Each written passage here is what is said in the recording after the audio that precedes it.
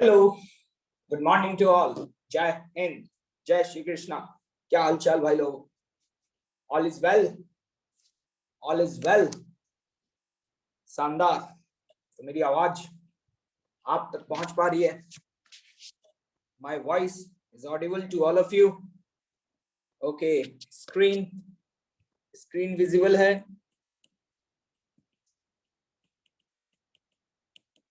Screen is visible? Okay, wonderful. How was your Independence Day? मुझे लगता है कि 15 अगस्त को आप लोग पूरी तरीके से इंडिपेंडेंट हो चुके हैं अपने पुराने पापों से। हाँ, कोई बैकलॉग नहीं बचा है। एनएलएम पूरा रिवाइज हो गया है। एनएलएम पूरा रिवाइज हो गया है क्या? यार मुझे ये अफवाह सुनाई दे रही है, क्या ये अफवाह सही है? आप लोग बताना कि कुछ स्टूडेंट्स ये अफवाह फैला रहे थे कि भैया अब फिजिक्स पहले से और ज्यादा आसान हो गई है, अब फिजिक्स में उनसे पहले से ज्यादा क्वेश्चंस बनने लग गए हैं। क्या ये बात बिल्कुल सही है? इवन फिजिक्स में ही नहीं, लगभग सभी सब्जेक्ट्स में ऐसा हो रहा है कि अब उनके लिए चीजें आसान होती जा रही हैं। अब उनकी पढ़ने की एफिशिएंसी बढ़ गई है, पहले जितने क्वेश्चंस बनते थे अब उससे ज्यादा बन रहे हैं। ये अफवाह जो मार्केट में चल रही है, भाई ये अफवाह सही है या झूठी है?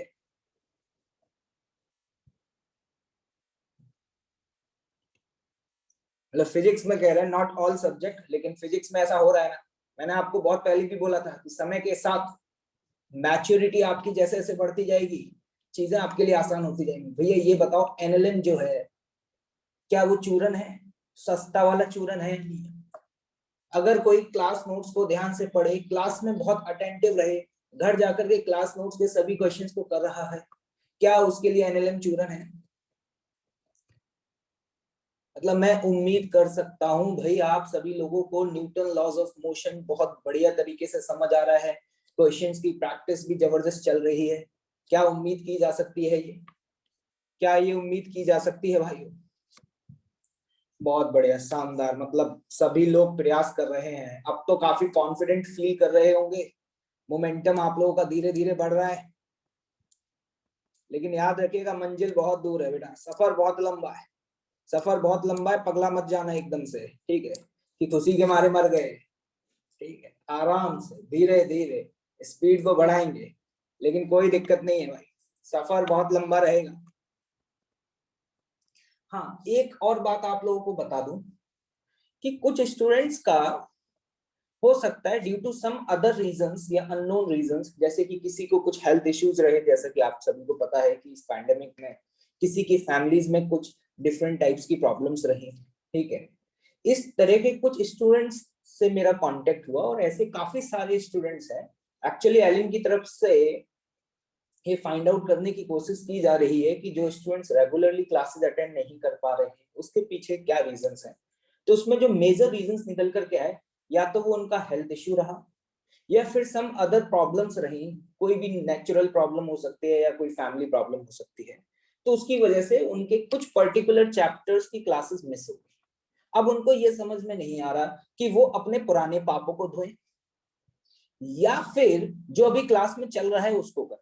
तो मैं आप सभी लोगों से, अगर ऐसा कोई भी स्टूडेंट इस समय मेरी बात सुन रहा है और मेरी बात उनकी कानों तक पहुंच पा रही है, तो ध्यान से सुन लीजिएगा कि अभी जो भी नए चैप्टर्स स्टार्ट हुए हैं आप वहां से कंटिन्यू करें। आपका अगर पुराना कुछ पार्ट छूट भी गया है तो आप उसके लिए बिल्कुल भी पैनिक ना हो, आपको बाद में इतना सफिशिएंट समय मिल जाएगा जिसमें आप अपने पुराने टॉपिक्स जो अभी छूट गए उनको कवर कर पाएंगे। जैसे न्यूटन लॉज ऑफ मोशन को पढ़ने के लिए क्या काइनेमेटिक्स की बहुत डिटेल में नॉलेज होना कोई जरूरी है क्या? जिसको river boat problems, Rain Man problem, shortest distance of approach, lift वाले प्रॉब्लम अगर नहीं आते, क्या वो भी इंसान एनएलएम बहुत अच्छे से पढ़ सकता है? अगर उसको बेसिक बेसिक चीजें पता है कि स्पीड, वेलोसिटी, एक्सेलरेशन क्या होता है, और आई होप ये सभी को पता हो, और दो वेक्टर्स को कैसे ऐड किया जाता है, अगर ये बेसिक नॉलेज है, तो क्या वो न्यूटन लॉज ऑफ मोशन पढ़ सकता है बुलंदियों के साथ? तो अगर इसी तरीके से अदर सब्जेक्ट्स में भी, जैसे कि अभी आपकी ऑर्गेनिक केमिस्ट्री स्टार्ट होने वाली है, शायद सुना है या हो गई आई थिंक, है ना? इसी तरीके से आपकी फिजिकल केमिस्ट्री भी स्टार्ट हुई। तो भैया ये तो बिल्कुल नया है, इसको पढ़ने के लिए पुरानी नॉलेज होना कोई ज्यादा जरूरी नहीं। अगर आप आज से भी स्टार्ट करेंगे t बराबर 0 से, तो भी आप इसको कवर अप कर सकते हैं। और बैकलॉग क्रिएट होना कोई बहुत बड़ा पाप थोड़ी है यार, ठीक है। मैंने अपनी लाइफ में जितने भी स्टूडेंट्स को पढ़ाया जो बहुत अच्छा किए हैं, उनमें से ऐसे ऐसे एग्जांपल्स मेरे पास हैं जिन लोगों के बहुत बैकलॉग्स थे, लेकिन भाई साहब उन्होंने कवर किए। एक कहानी सुनना चाहोगे तुम? जब बैकलॉग्स बोलते हो या बोलते हो मुझे एक हेल्थ इश्यू रहा, तो मुझे एक अपने स्टूडेंट की याद आती है। एक गर्ल्स स्टूडेंट थी, 2000 आई थिंक 17 की बात है। सौम्या आई थिंक नाम था, सौम्या मिश्रा, एग्जैक्ट नाम सौम्या था, लेकिन आगे सरनेम क्या था मुझे एग्जैक्टली याद नहीं आ रहा, ठीक है। उसने, वो मेरे 12th में, मतलब 11th पढ़ी, 12th में मेरी स्टूडेंट रही है, ठीक है। एक्चुअली में क्या हुआ, जब वो 12th में आई है ना, 12th अप्रैल सेशन,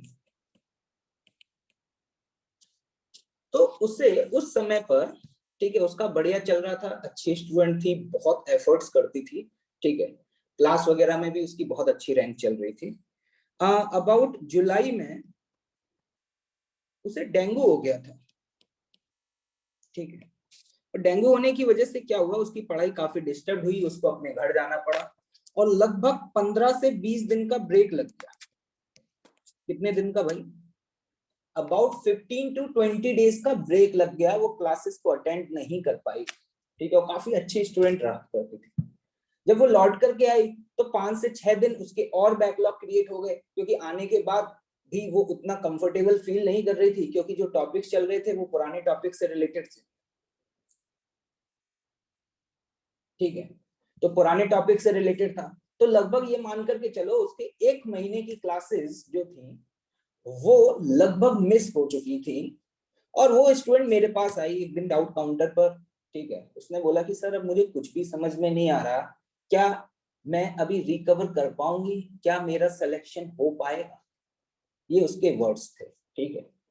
तो मैंने उसको ये बोला, जो छूट गया उसको हम धीरे धीरे कवर कर लेंगे, लेकिन जो भी तुम्हारे फ्रंट में है, जो भी क्लास में करंट टॉपिक्स चल रहे हैं, जो प्रेजेंट चैप्टर्स चल रहे हैं, तुम अभी उस पर फोकस करो, तुम इस पे फोकस करो, इस पे धीरे धीरे कमांड करो। जैसे जैसे तुम्हारा कॉन्फिडेंस बढ़ता जाएगा, जैसे जैसे बीच बीच में तुम्हें समय मिलेगा, तुम अपने बैकलॉग्स को कवर करते रहना। मैंने कहा एक साथ तो कवर नहीं कर पाओगे, लेकिन धीरे धीरे कवर होंगे। लेकिन जो अभी प्रेजेंट में टॉपिक्स चल रहे हैं, क्योंकि तुम्हें अभी कॉन्फिडेंस गेन करना ज्यादा जरूरी है, क्योंकि जब तक तुम्हें कॉन्फिडेंस नहीं आएगा ना भाई, जब तक तुम कॉन्फिडेंस गेन नहीं कर लोगे, तब तक तुम अपने पुराने जो भी तुम्हारे बैकलॉग्स क्रिएट हो गए due to the some health issues, उनको कवर अप नहीं कर पाओगे। अब वो अच्छी स्टूडेंट थी, उसका सिंपल था, वो किसी की बात नहीं मानती थी, ठीक है, लेकिन वो अपने फैकल्टीज की बात जरूर मानती थी। और स्पेशली मेरी बात तो ये थी कि अगर मैंने उसको बोल दिया कि बेटा एक गलत, तो उसके बाद उसने कभी मुझसे सवाल नहीं किया कि आपने क्यों गलत बोल दिया। मतलब ये मान लो कि वो मेरे साथ कभी आज तक उसने कभी कोई आर्गुमेंट नहीं की। मैंने उसको ये बोला कि तुम पुराने टॉपिक्स पर ध्यान मत दो, जो भी क्लास में चल रहा है तुम सिर्फ और सिर्फ उसी पे ध्यान दो, ठीक है। फिर उसने क्या किया, जो भी करंट में टॉपिक्स चल रहे थे, अगस्त की ही बात है, उसने उन पर ध्यान देना शुरू किया। थोड़ा सा डिफिकल्टी हो रही थी, लेकिन धीरे धीरे धीरे उसका रिदम बनना शुरू हुआ, ठीक है। जैसे जैसे उसका रिदम बना, उसके करंट टॉपिक्स समझ में आने लग गए, उसका कॉन्फिडेंस बढ़ा, उसको लगा कि नहीं वो फिर से दोबारा से रिगेन कर सकती है। और with in, you can't believe, 30 days के अंदर, मतलब विद इन द 1 मंथ, उसने अपने प्रेजेंट टॉपिक्स भी कवर किए, धीरे धीरे बैकलॉग्स को भी कवर किया। जो उसके दिक्कत आती थी, मुझसे एक्स्ट्रा टाइम लिया, वहां पे बैठ करके मैंने कवर कराया, और विद इन 30 डेज वो फिर से अप टू डेट तैयार हो गई और मैदान में खड़ी हो गई। और फिर उसके बाद फिर उसने एक्स्ट्रा ऑर्डिनरी परफॉर्म करना शुरू किया, और उसने अपने फर्स्ट अटेम्प्ट में ही जेई में 1200 कुछ थी, मतलब 1236 आई थिंक, ये 36 हो सकता है, थोड़ा बहुत प्लस माइनस हो, 56 36, लेकिन 1236 समथिंग ये रैंक लेकर के वो क्वालिफाई किया, ठीक है। और इस समय वो आईआईटी दिल्ली में पढ़ रही है। तो भैया ऐसी बहुत सारी अनगिनत कहानियां हैं। अब तुम डिसाइड कर लो कि तुम्हें क्या करना है। अगर वो स्टूडेंट यहीं पे गिव अप कर देती तो शायद उसका यहाँ पहुंचने का ख्वाब पूरा नहीं हो पाता। अब तो शायद पास आउट भी होने वाली होगी आई थिंक। ये 2018 में क्वालिफाई किया था, तो 3 साल तो हो चुके हैं इसके। ठीक है, तो भैया अब तो मैं सोचना है, दिमाग चलाना है आराम से, कि बैकलॉग्स सबके होते हैं भाई। तुम्हें क्या लगता है जो ऑफलाइन क्लासेस में पढ़ते हैं उनके बैकलॉग्स नहीं होते? मैं एक भी ऐसे स्टूडेंट को नहीं जानता जिसके बैकलॉग ना रहे हो, चाहे उसकी रैंक बहुत अच्छी आई, लेकिन बस उसके अंदर एक जज्बा होता है कि करना है मुझे और मुझे आगे बढ़ना है। और ये जो जज्बा होता है ना, ये उसको रोकता नहीं है।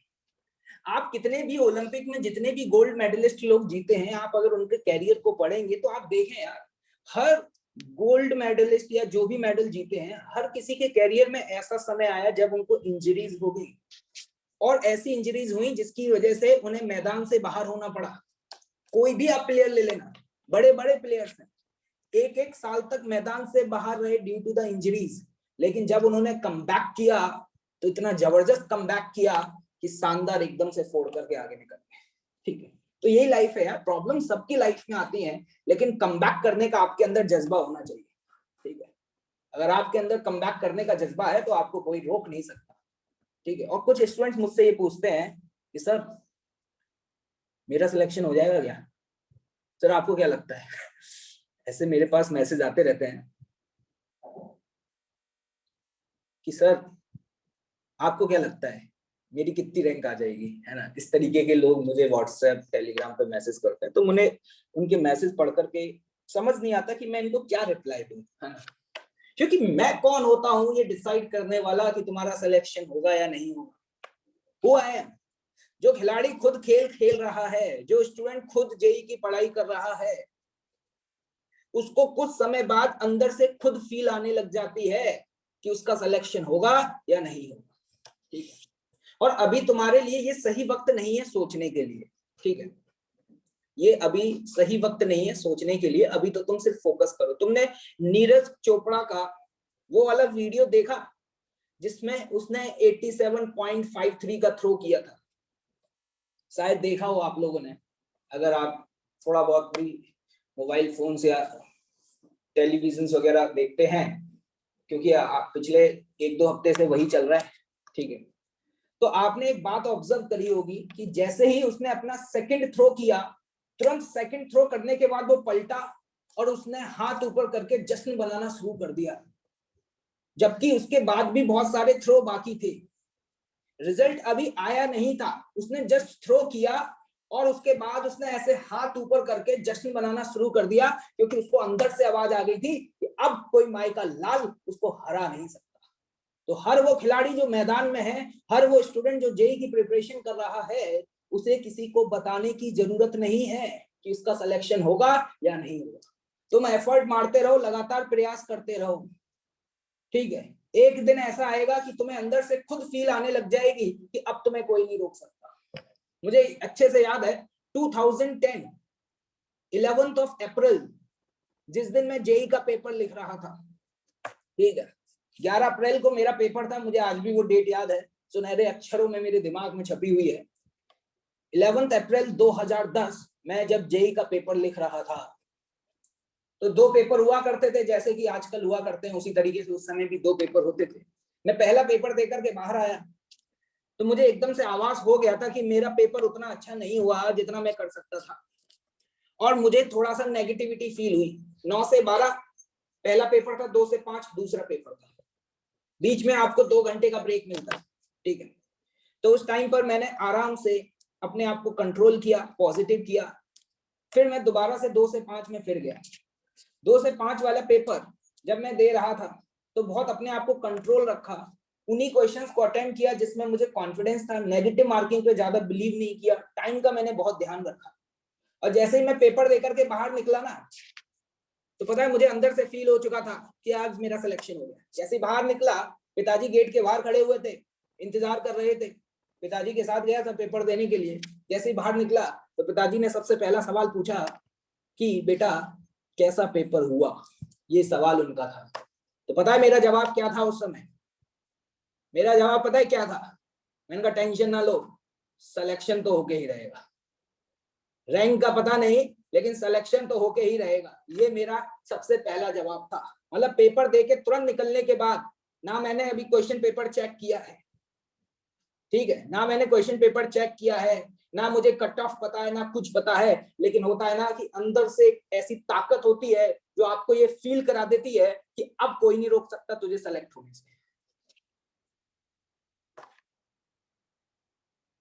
तो भैया ये मुझे बताने की जरूरत नहीं है, ये कहानी तुम्हें क्यों बताई जा रही है इसका मतलब समझ आ रहा है? ये सवाल का जवाब तुम्हारे अंदर छिपा हुआ है, मुझे बताने की जरूरत नहीं है कि तुम में से कौन सेलेक्ट होगा कौन नहीं होगा। तुम हर कोई बच्चा जो इस समय इस बैच में बैठा हुआ है ना, वो हर एक स्टूडेंट सेलेक्ट हो सकता है, लेकिन बस शर्त वही है, संघर्ष करना होगा क्योंकि सफर बहुत लंबा है, ठीक है, अभी तो बहुत लंबा सफर बचा हुआ है, लगभग 1.5 साल का, तो 1.5 साल तक मैदान में टिके रहना है। अब आपके ऊपर डिपेंड करता है कि आप क्या चाहते हैं। तो ये सवाल मुझसे कभी मत पूछा करिए क्योंकि मेरे पास इस सवाल का जवाब नहीं है। और जिन लोगों ने नीरज चोपड़ा की वो वीडियो नहीं देखी है, एक बार वीडियो जरूर देख लेना, आपको खुद समझ आ जाएगा कि खिलाड़ी को खुद पता होता है कि कब उसकी जीत होने वाली है और कब उसकी हार होने वाली है। नहीं तो मैं ग्रुप में ही भेज दूंगा, ठीक है, अपने टेलीग्राम ग्रुप पे भेज दूंगा उस वीडियो को, तो देखिएगा एक बार, आपको समझ आ जाएगा कि असली खिलाड़ी कौन होते हैं। चलिए आगे बढ़े, शुरुआत की जाए। होमवर्क वगैरह कंप्लीट कर लिया है आप लोगों ने? एससीवी कंप्लीट है, अप टू डेट है? Okay wonderful nice. चलिए शुरुआत करते हैं फिर, लगभग सभी स्टूडेंट ज्वाइन भी कर चुके हैं। यस, ये क्वेश्चन आप लोगों को मैंने होमवर्क में दिया था, ये क्वेश्चन मैंने आप लोगों को होमवर्क में दिया था। मुझे उम्मीद है आप कटिंग ऑफ स्प्रिंग्स को बहुत अच्छे से पढ़ चुके हैं और स्प्रिंग का एक ही कॉन्सेप्ट है, जल्दी से एक बार क्विक रिवाइज करते हैं, अभी पता चल जाएगा। जो कट गया वो निपट गया, जो कट गया वो निपट गया। निपटने का मतलब क्या है? उस रस्सी या स्प्रिंग में तुरंत टेंशन की वैल्यू क्या हो जाएगी? 0 हो जाएगी। जो बच गया, अब सुनना, जो बच गया उसमें अगर कहीं स्प्रिंग है तो स्प्रिंग फोर्स सडनली चेंज नहीं होता। ये कहानी थी। देखिएगा ये सवाल है, आप लोगों के आंसर्स को मैच करिएगा कि आप लोगों के आंसर्स क्या आ रहे हैं। जस्ट मैं आपको कटिंग से पहले की बात करूं तो यहाँ पे आपको समझ में आ रहा है टेंशन 3 mg होगी कटिंग से जस्ट पहले, यहाँ पे टेंशन mg होगी और यहाँ पे टेंशन 3 mg होगी। ये बात क्लियर आ रही है तो समझ में, ये बात तो आपको क्लियरली समझ में आ गई होगी। इसके नीचे टोटल मास हैंग कर रहा है 3m, तो टेंशन 3 mg। यहाँ पर ये कटिंग से पहले की कहानी है। अब ध्यान से सुनना, इस सवाल में एक बड़ा ही इंटरेस्टिंग फर्क पड़ रहा है, इसको सुनना आपके लिए बहुत जरूरी है। एक बात बताओ, जैसे इसको कट किया, मैं अब लाल कलर से लिख रहा हूं, क्या यहाँ पे टेंशन की वैल्यू 0 हो गई थी? आपको दोबारा से रिवाइज कराया जा रहा है, जो कट गया क्या वो निपट गया, क्या यहाँ पे टेंशन 0 हो जाए? बहुत बढ़िया। एक बात बताओ, इस वाली स्प्रिंग में टेंशन अभी भी क्या 3 mg रहेगी? बहुत अच्छे। अब सवाल, ये रस्सी है, इसमें टेंशन चेंज होनी चाहिए, हमारी फिजिक्स ये कहती है। क्या ये रस्सी इस स्प्रिंग से कनेक्टेड है? क्या ये रस्सी इस स्प्रिंग से कनेक्टेड है?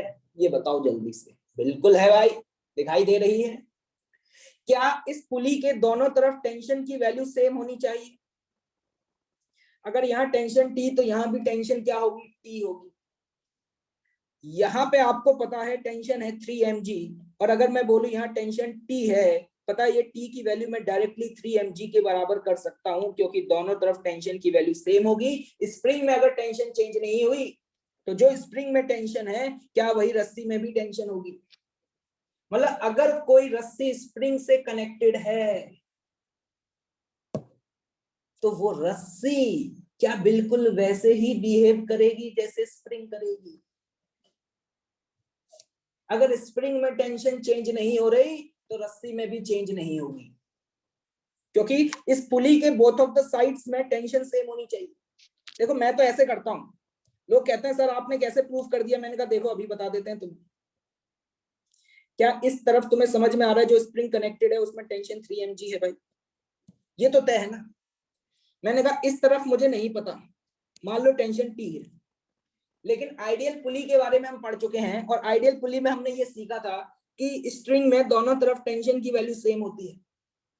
तो क्या हम ये कह सकते हैं यहाँ जो रस्सी कनेक्टेड है उसमें भी टेंशन 3 mg होगी? बात खत्म, पैसा सब, ऑल इज क्लियर। बस सवाल खत्म हो चुका है।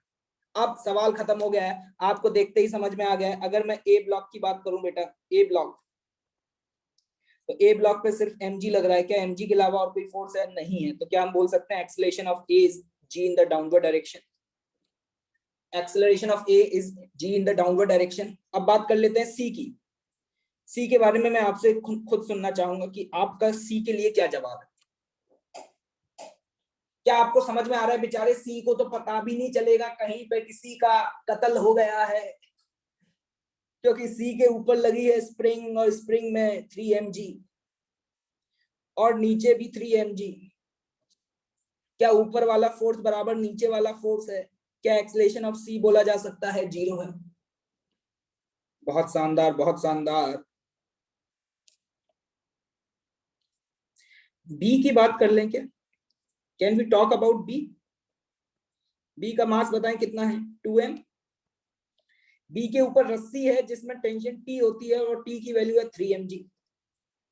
नीचे लगेगा 2 mg, और इसके अलावा नीचे जो रस्सी थी उसमें टेंशन हो गई 0। तो जल्दी बताएं, ऊपर वाला फोर्स ज्यादा है, नीचे वाला फोर्स कम है, तो इसका एक्सेलरेशन ऊपर की तरफ होगा। तो ऊपर वाला फोर्स माइनस नीचे वाला force divided by total mass. बताओ आपका एक्सेलरेशन क्या आ रहा है? क्या आपका एक्सेलरेशन यहाँ पर g/2 in the upward direction आ रहा है? This is the acceleration of B. I hope ये सभी का आ गया होगा। वंडरफुल। क्या क्लियर है भाई? क्या ये बात क्लियर है सभी लोगों को? g/2 in the upward direction. चलिए आगे बढ़ा जाए अगले सवाल की तरफ। ये होमवर्क था और आप लोगों ने सही किया है। हाँ, अर्थ अग्रवाल पूछ रहे हैं कि इसमें ये कहाँ लिखा हुआ है कि इक्विलिब्रियम में है। अग्रवाल साहब, एक सवाल हम आपसे पूछना चाहेंगे, इधर कितना मास हैंग कर रहा है? 3m। तो इस पूरे को देखो, इधर कितना मास हैंग कर रहा है? 3m। दोनों तरफ जब 3m और 3m है तो बेटा ऑब्वियस सी बात है पूरा सिस्टम हैंग कर रहा है, तो इक्विलिब्रियम में ही तो होगा। कहाँ जाएगा? यार एक बात समझ नहीं आ रही, तुम लोग यार यहाँ क्लास में क्या कर रहे हो? तुम्हारे भाई बंधु, तुम्हारे दोस्त तो तालिबान में इस समय अफगानिस्तान पे अटैक कर रहे हैं, और ये तो तुम्हारा फेवरेट काम है, तुम्हारा पैशन है। तुम अपने दोस्तों के साथ नहीं गए क्या? क्यों भाई? तो तुम्हारे दोस्त तालिबानी लोग जो इस समय अफगानिस्तान पे अटैक कर रहे हैं, तुम उनका साथ देने नहीं गए? फिजिक्स लगाते, प्रोजेक्टाइल वगैरह लॉन्च करते हैं? मुझे समझ में नहीं आ रहा, गद्दारी कर रहे हो तुम अपने दोस्तों के साथ? जाओ भाई अपने दोस्तों का साथ दो। हाँ, इसका आंसर बताएंगे जब आप, जनाब इसका आंसर बताएंगे? बहुत बढ़िया, वंडरफुल वंडरफुल। यार तुम लोग पढ़ने लग गए हो क्या? मुझे बिलीव नहीं हो रहा, ये टीएमपी फेज ही है ना कि इसमें कहीं और से बच्चे आने लगे हैं? ये इतने होशियार कैसे हो गए कि इनके हर जवाब का आंसर सही आ रहा है? 40 kg will be the correct answer. 40 kg will be the correct answer. Wonderful यार, सही है। देखो यहाँ पे स्प्रिंग बैलेंस की रीडिंग दी है 40 और वेइंग मशीन की रीडिंग दी है 20 kg। रीडिंग्स के बारे में हम पढ़ चुके हैं। स्प्रिंग बैलेंस मेजर करता है टेंशन और वेइंग मशीन मेजर करता है क्या? Normal. Mass of a block पूछा जा रहा है। क्या आपको ये दिखाई दे रहा है कि ये पूरा सिस्टम लिफ्ट के अंदर है और लिफ्ट ऊपर के डायरेक्शन में जा रही है? क्या करें? सबसे पहला स्टेप, एनएलएम में कोई भी सवाल कैसा भी हो, क्या हर सवाल में आपको फ्री बॉडी डायग्राम बनाना होता है? ये बहुत अच्छी बात है। आपको एनएलएम में ज्यादा दिमाग लगाना ही नहीं है कि कौन सा फॉर्मूला लगाऊं। चुपचाप से क्या करो, क्या फ्री बॉडी डायग्राम बना पाओगे? ऊपर टेंशन जो कि स्प्रिंग बैलेंस की रीडिंग के बराबर होगा, मतलब 40 इंटू जी, 400 कर दिया। नीचे से क्या लग रहा होगा? Normal reaction. क्या नॉर्मल रिएक्शन वेइंग मशीन की रीडिंग अगर 20 kg है तो नॉर्मल रिएक्शन क्या 200 लिख सकता हूं मैं? बहुत अच्छे। और कोई फोर्स लगेगा? हाँ, एक और फोर्स है बेटा, mg, जो कि नीचे लगेगा, जिसको 10m लिख देते हैं। एक्सेलरेशन कहाँ है? 5 ऊपर। क्या इसके बाद आप इक्वेशन लिख पाओगे? ऊपर वाला फोर्स माइनस नीचे वाला फोर्स। अब तो ये मैं बोल सकता हूं कि सर कुछ आए या नहीं आए, एफबीडी बनाना और न्यूटन सेकंड लॉ लगाना तो हमें आता ही है। क्लियर? तो बहुत सिंपल सा सवाल है, फंडामेंटल चल रहे हैं भाइयों। तो 400 प्लस 200 माइनस के 10m बराबर 5n। क्या ये क्लियर है? यहां से अगर सॉल्व करते हैं तो 600/15 बराबर m, जो कि आपका आ जाता है 40 kg। क्या सवाल बहुत ही सस्ता और चूरन था? चलिए आगे बढ़ा जाए भाइयों। मुझे उम्मीद है कि इन सवालों को आप सॉल्व कर चुके हैं। बहुत बढ़िया। चलिए now we are going to start next topic. इसी के साथ हमारा स्प्रिंग वाला टॉपिक पूरा खत्म हो चुका है। हमने पहले स्प्रिंग फोर्स के बारे में सीखा, कैसे लगता है, किस दिशा में लगता है, ये हमने सीखा। फिर उसके बाद हमने कटिंग ऑफ स्प्रिंग्स के प्रॉब्लम्स को देखा। कटिंग ऑफ स्प्रिंग बहुत ही इंपॉर्टेंट टॉपिक है। आपने देखा होगा कि रेस में भी आपको इसके कुछ सवाल मिले होंगे, शीट में भी आपको इसके सवाल मिले होंगे। चलिए आगे बढ़ते हैं। इस टॉपिक को जल्दी से पढ़ लीजिए। स्ट्रिंग या रिजिड रॉड कंस्ट्रेंट। बेसिकली अब हम कंस्ट्रेंट मोशन के बारे में पढ़ने जा रहे हैं, जिसमें सबसे पहले हम स्ट्रिंग कंस्ट्रेंट मोशन पढ़ें। हेडिंग जरूर डली हुई है, लेकिन इस मोशन के बारे में आप पहले पढ़ चुके हैं। ठीक, मतलब पढ़ा तो है, लेकिन मैंने कहीं पे भी इस वर्ड का यूज नहीं किया था। उस दिन पुलकित भाई पूछ रहे थे कंस्ट्रेंट मोशन का मतलब क्या होता है, तो पुलकित भाई आज ध्यान से देखिएगा, आज समझाएंगे तुम्हें कि कंस्ट्रेंट मोशन का मतलब क्या होता है।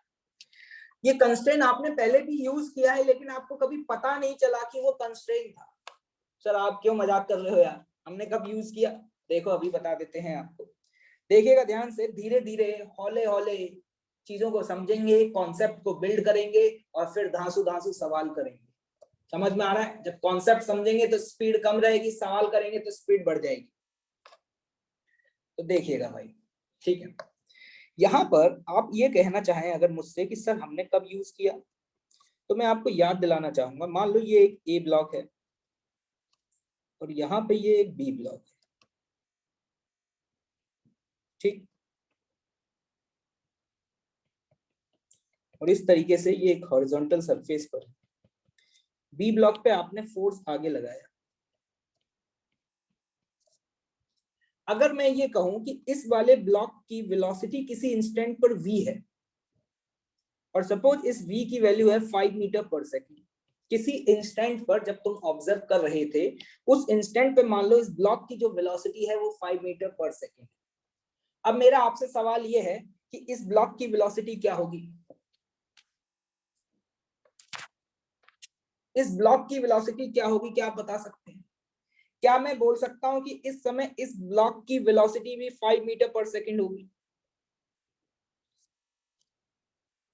क्योंकि अगर, अब सिंपल सी बात है, क्योंकि अगर इसकी वेलोसिटी 5 से कम हुई इस इंस्टेंट पर, तो आगे वाले की जब वेलोसिटी ज्यादा है तो वो तेज जाएगा, और पीछे वाले की अगर कम हुई तो धीरे जाएगा। तो ऑब्वियस सी बात है, इनएक्सटेंसिबल स्ट्रिंग है तो रस्सी टूट जाएगी। रस्सी क्या होगी? टूट जाएगी। और अगर पीछे वाले की वेलोसिटी आगे वाले से ज्यादा हुई तो ये रस्सी स्लैक कर जाएगी, और स्लैक कर गई तो टेंशन का कोई मतलब नहीं है। क्या ये बात आपने पहले पढ़ी थी? जल्दी बताओ, क्या आपको नहीं लग रहा ये बात आप पढ़ चुके हैं? यही तो कंस्ट्रेन है। खत्म हो गया टॉपिक, बस यही तो कंस्ट्रेन है। अब बस इसमें थोड़ा और डिटेल में बात करेंगे। सिंपल सी बात, मुद्दे की बात, कंस्ट्रेन का मतलब क्या है? कंस्ट्रेन का मतलब ये है कि हमने इसके मोशन को कंस्ट्रेन कर दिया है इसके साथ। मतलब ये अपनी मर्जी से नहीं चल सकता, ये जिस दिशा में चाहे उस दिशा में नहीं जा सकता। ये चलेगा अलोंग द सरफेस, और रस्सी के अलोंग दोनों की वेलोसिटी क्या होगी? सेम होगी। क्या क्लियर है? मैं अगर वेलोसिटी की जगह अगर एक्सेलरेशन की बात करूं कि मान लो इस इंस्टेंट पर इसका एक्सेलरेशन अगर मैं बोलूं 2 मीटर पर सेकेंड स्क्वायर है, तो क्या मैं ये बोल सकता हूं कि इसका एक्सेलरेशन भी 2 मीटर पर सेकेंड स्क्वायर होगा? मतलब ये जो चाहे वो कर नहीं सकता, इसका मोशन बाउंडेड है। ये नहीं है कि एक है कि मैं अपने मन से मूव करूंगा, मैं ऊपर जाऊंगा, मैं दाएं जाऊंगा। नहीं भैया, ऐसा नहीं है। जो भी है उसने कहा बेटा चुपचाप जैसे हम कहें वैसे चलो। ज्यादा हमें टाइम टाइम पसंद नहीं है, ज्यादा करोगे तो रस्सी काट देंगे, फेंक देंगे यहाँ से छोटी गंगा में। यही कंस्ट्रेंट मोशन है। क्या ये बात समझ आ रही है? मतलब ए का मोशन जो है वो कौन डिसाइड कर रहा है, बी का मोशन। बहुत बढ़िया। एक और बात मैं आपसे पूछना चाहूंगा, यहाँ तो आप ये बोल सकते हैं दोनों की वेलोसिटी सेम थी, लेकिन एक्चुअली में सही स्टेटमेंट ये नहीं है। सही स्टेटमेंट क्या है वो सुनिएगा ध्यान से। एक और डायग्राम चल रहा है भैया, माहौल का आनंद लें और साथ ही साथ आप मेरे साथ नोट तो करते हैं ना भाई? कहीं ऐसा तो नहीं है कि आपसे माहौल का आनंद लेते नोट नहीं करते हैं? हर अच्छा स्टूडेंट भैया एक एक चीज को बहुत प्रॉपरली नोट करता है। आप चाहें तो मैं करण अग्रवाल के नोट्स भी आपको दिखा सकता हूं कि वो कैसे नोट करता था, जब जाकर के उसकी ऑल इंडिया रैंक 18 आई थी।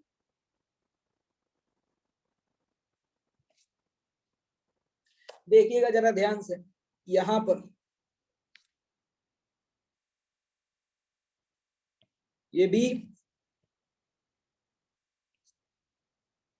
और ये ए, ठीक है। अब मान लो बी ब्लॉक पे इधर आपने फोर्स लगाया, किसी इंस्टेंट पे मान लो इसका जो एक्सेलरेशन है वो इस दिशा में ए, ठीक है। और मैं आपसे ये पूछूं कि ये बताओ कि ए का एक्सेलरेशन क्या होगा। सवाल आपसे, क्या मैं बोल सकता हूं कि ए का एक्सेलरेशन वही होगा जो बी का है?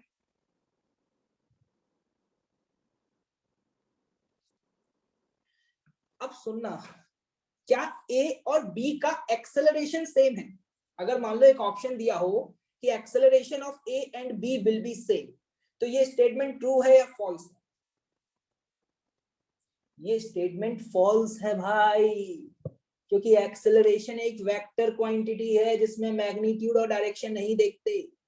अगर आपसे ये सवाल लिखा होता कहीं स्टेटमेंट कि acceleration of A and B will be same, तो this will be a incorrect.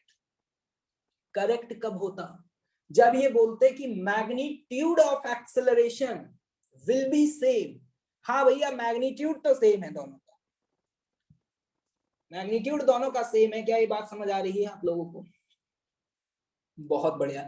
तो अब देखो, मैं बार बार ये बात तो नहीं बोलूंगा मैग्नीट्यूड ऑफ एक्सेलरेशन या मैग्नीट्यूड ऑफ वेलोसिटी। अब मेरी जबान से तो वेलोसिटी और एक्सेलरेशन ही निकलेगा, लेकिन इस बात का मतलब समझ जाना कि सर मैग्नीट्यूड की ही बात कर रहे हैं, डायरेक्शन की बात नहीं कर रहे हैं। जबान से यही स्लिप होगा मेरे बार बार, इसका मतलब मैं सिर्फ मैग्नीट्यूड की बात कर रहा हूँ, ठीक है। बार बार चैट में टाइप मत करना, नहीं सर डायरेक्शन तो अलग अलग है, बाय डिफॉल्ट मेरा मतलब वही होगा। क्लियर है मेरी बात? अब मैंने आपसे ये पूछा, जैसे ही मैंने बोला कि इसका एक्सेलरेशन ए है, तो आपने इसका एक्सेलरेशन भी ए बोला। ऐसा क्यों बोला? क्योंकि ये रस्सी का कंस्ट्रेन है कि ये रस्सी की लेंथ चेंज नहीं हो सकती। तो बी ब्लॉक जितना आगे जाएगा ए ब्लॉक को उतना ही ऊपर आना पड़ेगा। अगर ये बी ब्लॉक आगे की दिशा में 5 मीटर मूव किया, तो ए ब्लॉक को ऊपर की दिशा में 5 मीटर जाना पड़ेगा। इसका मतलब अलोंग द स्ट्रिंग हर एक पॉइंट का एक्सेलरेशन क्या होगा? सेम होगा। एक्सेलरेशन सेम है तो वेलोसिटी भी सेम होगी, और वेलोसिटी सेम है तो ऑब्वियस सी बात है डिस्प्लेसमेंट भी सेम होगा। क्या ये बात समझ आ रही है गरीबों, मेरे भाई बंधुओं?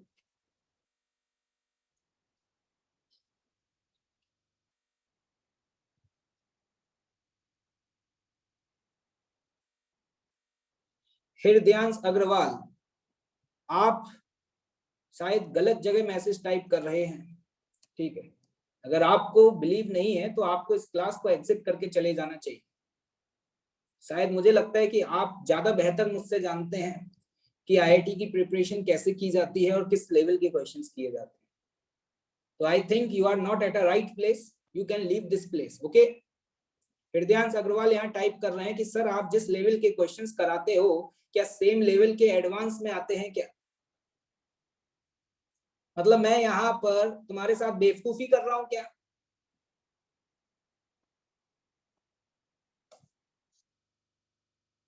If you have a doubt on your faculty then why are you here यार? आप मुझसे ज्यादा ज्ञानी है। मैं बात बहुत बार बता चुका हूँ यार, आपको बहुत ज्यादा ज्ञान है यार। मैं तो एक बहुत छोटा सा आदमी हूँ यार।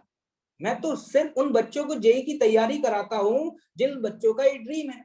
अब आप जानते होंगे कि किस लेवल के क्वेश्चंस आते हैं, क्या करते हैं। आपने ज्यादा यूट्यूब पे वीडियोस देखे होंगे, है ना।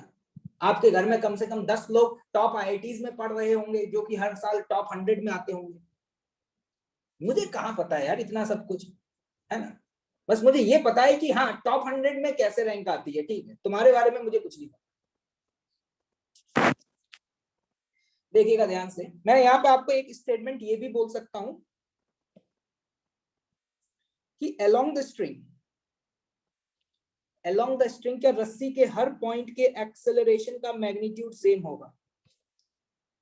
क्या रस्सी के अलोंग हर एक पॉइंट के एक्सेलरेशन का मैग्नीट्यूड सेम होगा?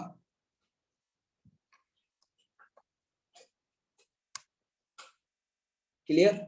यही स्टेटमेंट अब हम आगे यूज करेंगे कि रस्सी के अलोंग हर एक पॉइंट के एक्सेलरेशन सेम होना चाहिए। यही स्ट्रिंग कंस्ट्रेंट है, क्योंकि स्ट्रिंग क्या है, इनएक्सटेंसिबल है। ठीक, अब एक और बात ध्यान से देखना, ये तो मैंने रस्सी की बात करी, यहाँ पे स्ट्रिंग की बात करी। अब मैं बात करने जा रहा हूं रिजिड रॉड। किसकी बात करने जा रहा हूं? रिजिड रॉड की बात करने जा रहा हूं। जो स्टूडेंट ये होते हैं ना, जो ये सोचते रहते हैं कि आईआईटी की तैयारी करने के लिए कुछ अलग करना पड़ता होगा, कुछ अलग करना पड़ता होगा, जिनकी ये साइकोलॉजी होती है ना, ऐसे लोग होते हैं जो बाद में जाकर के दुकान लगाते हैं और टमाटर बेचते हैं। और जो स्टूडेंट होते हैं ना, जो अपने फैकल्टीज पे बिलीव रखते हैं और कहते हैं बस हाँ यही है, और ये जो कह रहा है बस उसको फॉलो कर जाओ, वही टॉप रैंकर्स बनते हैं। जिसके मन में ये डाउट है कि ये सामने वाला मुझे क्या पढ़ाएगा वो सही जगह नहीं है भाई। मैं कहाँ इतना इंटेलिजेंट हूँ यार, तुम्हारे लिए बहुत सारे फैकल्टीज होंगे, तुम कहीं और जाकर के पढ़ो यार। ठीक है, यूट्यूब पे बहुत टॉप टॉप फैकल्टीज पढ़ाते हैं यार, एक बार पढ़ के तो देखो। एक्चुअली इंसान को एहसास तब होता है जब वो गड्ढे में गिरता है। एक बार पढ़ो तुम, अदर कोचिंग्स में भी पढ़ लो, कहीं 2-2 हजार में पढ़ा रहे हैं, एक बार पढ़ो तो सही, और जब वहां से सेलेक्ट हो जाओ तब मेरे पास आना। ठीक है भाई चलिए आगे बढ़े। एक्चुअली में क्या है ना कि आपको डायरेक्टली मैं मिल गया ना पढ़ाने के लिए, इसलिए शायद आप इस बात का एहसास और इस बात की कीमत भूल गए हैं। जो स्टूडेंट्स नहीं पढ़ रहे ना, एक बार उनसे पूछ के देखो। अगर आपका कोई सीनियर 12th में पढ़ रहा हो ना, उनसे पूछ के देखना कितनी रिक्वेस्ट आती है मेरे पास, कितने मैसेज डले हुए हैं कि प्लीज सर आप पढ़ाएं सर, प्लीज सर, सर मुझे आपसे पढ़ना है सर, ये है वो। एक्चुअली अब मैं उनको नहीं पढ़ा रहा तो इस बात की उनको कमी महसूस हो रही है। तुम्हारे सामने तो मैं रोज आ जाता हूँ पढ़ाने के लिए, रोज ज्ञान देने आ जाता हूँ, तो इसीलिए तुम्हें मेरी इंपॉर्टेंस समझ नहीं आएगी। और जिस दिन मैंने फिजिक्स पढ़ाना बंद कर दी, मैं गारंटी से दावा देकर के कह रहा हूं कि 20 दिन नहीं होंगे, तुम्हें रियलाइज हो जाएगा कि तुमने क्या मिस कर दिया। अब तुम सोच रहे होगे यार सर इतने ओवर कॉन्फिडेंस होकर के बोल रहे हो। नहीं नहीं, ये मेरा अंदर का इंटरनल कॉन्फिडेंस है, मेरी अंदर की आवाज बोल रही है।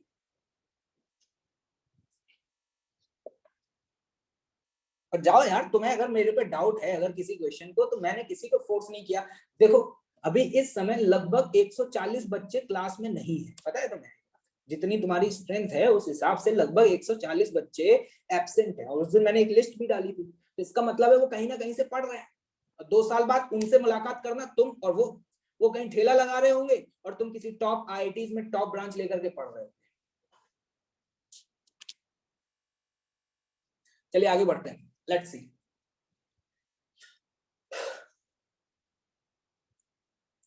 हाँ तो देखिए मैंने यहाँ पे स्ट्रिंग लिखा था, स्ट्रिंग के आगे रॉड भी लिखा है। रॉड तो आपने देखी होगी, नॉर्मल जिस तरीके की रॉड्स होती हैं।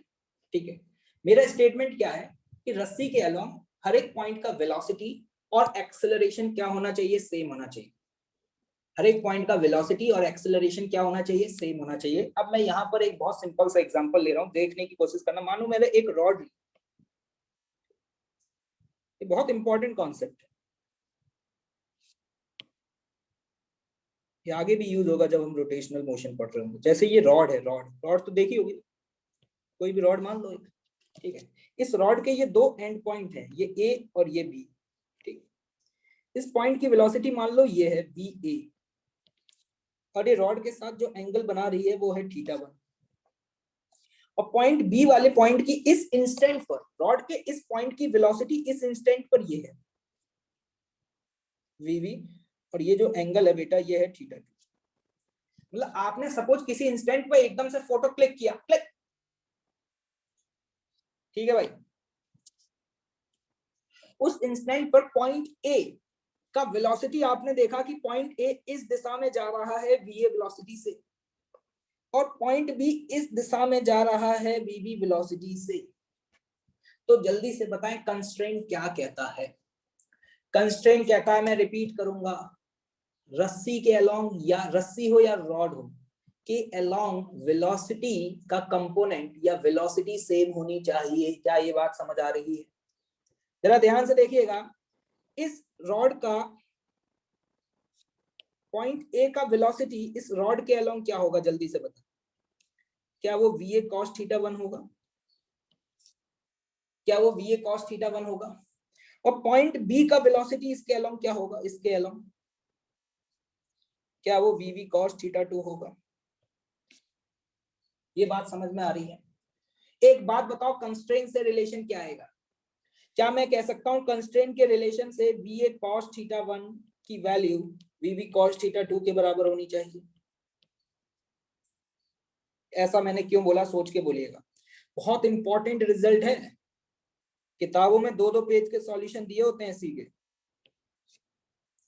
क्योंकि ध्यान से देखना, पॉइंट ए की वेलोसिटी रॉड के अलोंग कितनी है, v A cos theta 1। Point B की वेलोसिटी रॉड के अलोंग कितनी है, वी वी कॉस थीटा 2। अगर मान लो ये वाली वेलोसिटी इससे ज्यादा होती, v A cos theta 1 v v cos theta 2 से ज्यादा होता, तो पॉइंट ए आगे तेजी से बढ़ रहा होता, पॉइंट बी इतनी तेजी से नहीं बढ़ता। तो इसका मतलब क्या हुआ? इसका मतलब हुआ रॉड की लेंथ बढ़नी चाहिए थी या रॉड टूटनी चाहिए थी, जो कि संभव नहीं है। क्या ये बात समझ आ रही है? तो आज के बाद अगर रॉड के किसी भी 2 पॉइंट की वेलोसिटी दी हो, तो क्या मैं ये कह सकता हूं कि रॉड के अलोंग उनकी वेलोसिटी सेम होगी और रॉड के अलोंग उनका एक्सेलरेशन सेम होगा? Is it clear? किसी को कोई डाउट? तो इसी चीज को मैंने यहाँ पर स्टेटमेंट बना के लिखा हुआ है, जल्दी से इसको लिख लें।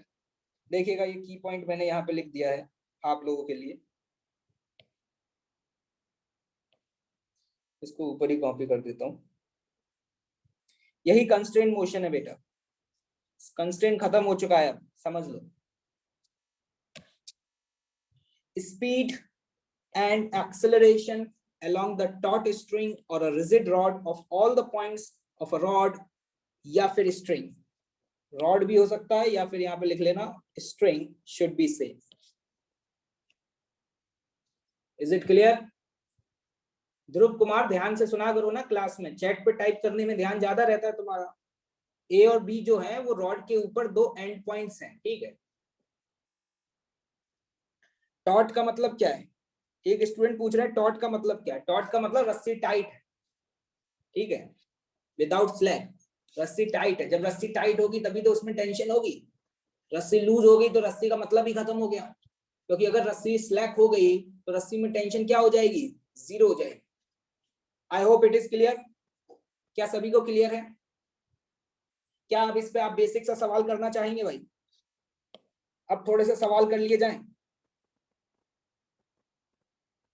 जरा ध्यान से देखना, ये क्या ये देख पा रहे हैं आप लोग?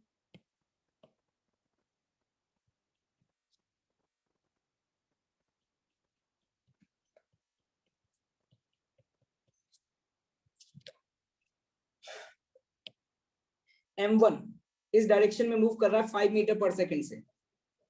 आपसे पूछा जा रहा है कि M2 की वेलोसिटी क्या होगी। M2 इस डायरेक्शन में मूव कर रहा है V2 से।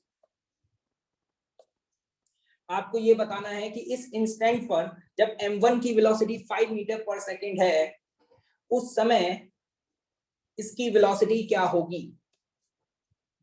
कहीं कुछ लोगों का आंसर 4 तो नहीं आ रहा है?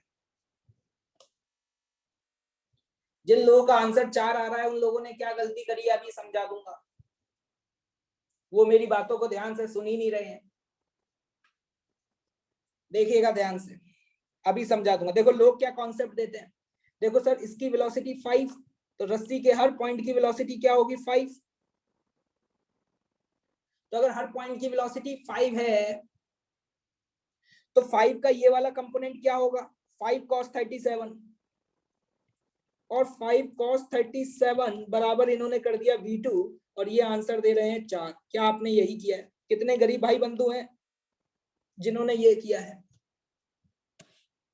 ये गलत है। अरे भैया किसी का भी कंपोनेंट किसी की तरफ कर दोगे क्या? एक बात बताओ, एक्चुअल वेलोसिटी क्या है M2 की? इस M2 की एक्चुअल वेलोसिटी V2 है। तो किसी भी एक्चुअल चीज का कंपोनेंट किया जाता है या कंपोनेंट का ही कंपोनेंट कर देते हैं? हम ये कहेंगे इसकी एक्चुअल वेलोसिटी इस दिशा में V2 है, तो V2 का वो कंपोनेंट जो रस्सी के अलोंग होगा वो क्या होगा? V2 cos 37 जो कि 5 के बराबर होगा। और यहां से अब आपका आंसर आएगा कि V2 की जो वैल्यू है that will be the 25.4 metre per second. अभी भी कुछ बिल्लू भाइयों को ये समझ में नहीं आया है कि उन्होंने यहाँ पे क्या गलती करी है। यहाँ पे समझ में नहीं आया उन्होंने क्या गलती करी है। बताओ आपने क्या गलती करी है? जिन लोगों ने 4 निकाला था उनको समझ में आया क्या गलती करी है? उन्होंने कहा कि देखो सर इसकी वेलोसिटी 5 है। मैंने कहा हाँ, स्ट्रिंग के अलोंग, तो 5 का ये कंपोनेंट 5 cos 37 और जो कि V2 के बराबर होगा। एक बात बताओ, M2 की एक्चुअल वेलोसिटी V2 है ना, तो जो एक्चुअल वेलोसिटी होता है उसका कंपोनेंट करते हैं, कंपोनेंट का कंपोनेंट कर देते हैं। अभी भी समझ नहीं आया कुछ लोगों को, देखना भी बता देता हूं। जैसे फॉर एग्जांपल मैंने यहाँ पर एक इंक्लाइन प्लेन बताया, अभी समझ आ जाएगा। ठीक है, ये M मास का ब्लॉक था। आप mg के कंपोनेंट तो करना जानते ही हैं, जानते हो या नहीं जानते हो?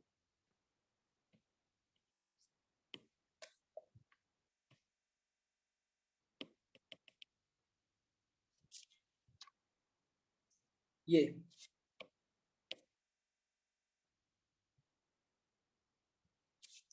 आपको याद होगा, ये एंगल थीटा तो ये भी एंगल थीटा। mg का ये वाला कंपोनेंट कितना? mg sin theta.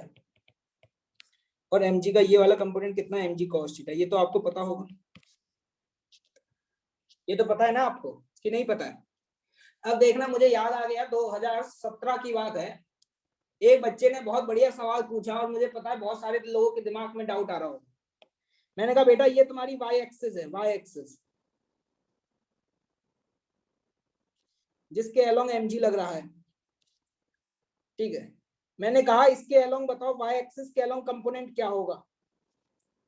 तो पता है उस बच्चे ने आंसर क्या दिया? अरे सर ये तो मैं बता दूंगा। मैंने कहा कैसे? देखो सर ये mg cos थीटा। मैंने कहा हाँ बेटा बिल्कुल सही। और सर ये एंगल कितना बना रहा है? थीटा। तो आपने सर हमें सिखाया था mg का वो कंपोनेंट थीटा के अलोंग होगा, तो वो कंपोनेंट क्या हो जाएगा? mg cos square theta. mg cos theta into cos theta, तो mg cos स्क्वायर थीटा। क्या mg cos स्क्वायर थीटा होगा y के अलोंग कंपोनेंट? भाई अभी कुछ लोग चिंटू भाई सोच रहे हैं कि सही तो किया है इसने, गलत क्या किया है।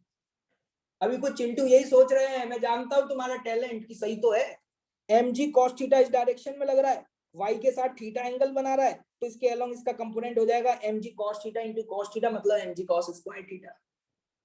क्या ये सही है? क्या ये सही है भाई? एक्चुअल फोर्स ये था mg, उसके दो कंपोनेंट किए हैं तुमने। अब तुम कंपोनेंट का ही कंपोनेंट करोगे तो सही या गलत? गलत है, सही तो mg है बेटा। यही गलती तुमने यहां पर करी है।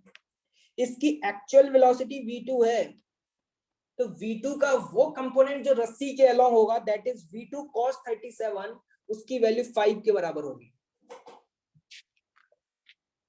क्या ये बात क्लियर है भाई? क्या ये बात क्लियर है? क्या गलती समझ में आई या नहीं आई? इस बात को याद रखना गरीब हो, ठीक है? चलिए आगे बढ़ते हैं। ये वाला सवाल आपके लिए अगला, बताओ इसका आंसर आप क्या देंगे? देखना ध्यान से, डायग्राम बनाओ फटाफट।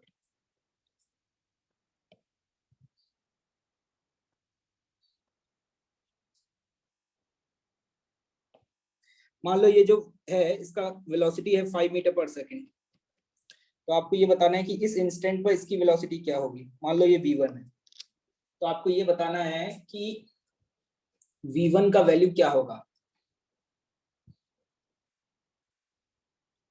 क्या करें? क्या रस्सी के अलोंग वेलोसिटीज के कंपोनेंट सेम होने चाहिए? जल्दी बताओ, फटाफट बताओ, क्या रस्सी के अलोंग वेलोसिटी के कंपोनेंट किस इंस्टेंट पे सेम होने चाहिए? अरे होने चाहिए या नहीं होने चाहिए?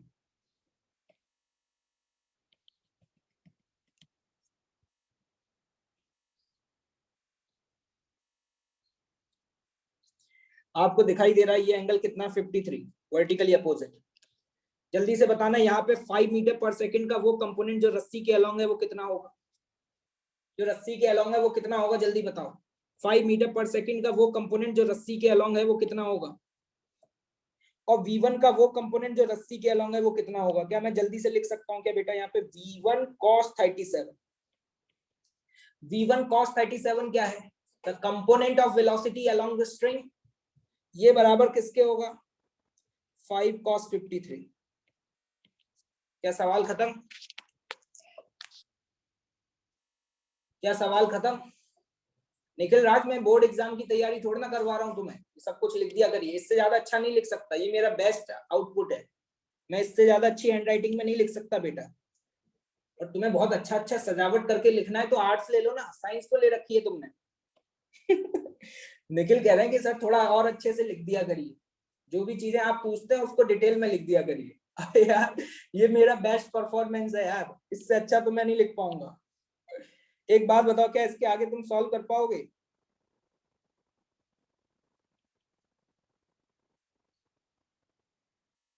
फाइव से 5 कैंसिल। जल्दी बताओ आंसर क्या आ रहा है आपका? 15/4 मीटर पर सेकंड। क्या सवाल खत्म? पैसा हजम? क्या सीख गए हो भाई? क्या कंस्ट्रेंट का मतलब समझ में आया? खतरनाक सा डायग्राम बना होगा तो भी सॉल्व कर पाओगे? आगे जाकर के तुम्हें और इसका एक ब्रह्मास्त्र बताऊंगा। आगे जाकर के तुम्हें इसका एक और ब्रह्मास्त्र बताऊंगा बाद में, ठीक है? एक आध और एग्जांपल करा दिए जाए क्या?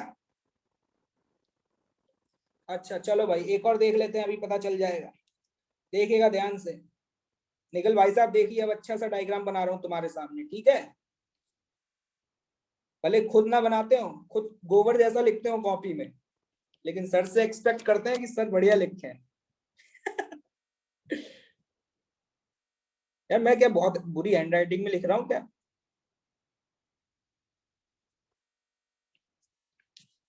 देखिएगा ध्यान से। सीढ़ियां देखिए, लेडर, ठीक है? मान लो उस लेडर को आपने इस तरीके से लगाया हुआ है, ठीक है? इसी तरीके से तो लगाते हैं भैया, ऊपर अगर चढ़ाई करनी है तो। मान लो बिल्लू को पिंकी से मिलने जाना है तो वहां पे पीछे सीढ़ी लगानी पड़ेगी इस तरीके से। तो मान लो ये जो सीढ़ी है ये 37 डिग्री का एंगल बना रही है।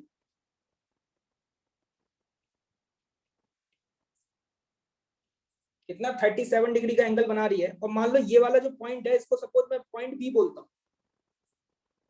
वो वाला पॉइंट जो नीचे वाली सरफेस के कांटेक्ट में है, सपोज इसको मैंने पॉइंट बी बोला। और मान लो बेटा इस पॉइंट बी की जो वेलोसिटी है ना, ये वेलोसिटी तुम्हें 10 मीटर पर सेकंड दी हुई है। कितनी दी हुई है? 10 मीटर पर सेकंड। अब आपका वो पॉइंट जो वर्टिकल वॉल के कांटेक्ट में है, मान लो उसकी वेलोसिटी इस डायरेक्शन में va है।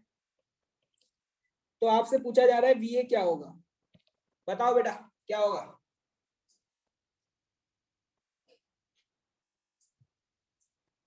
क्या आप बता सकते हो?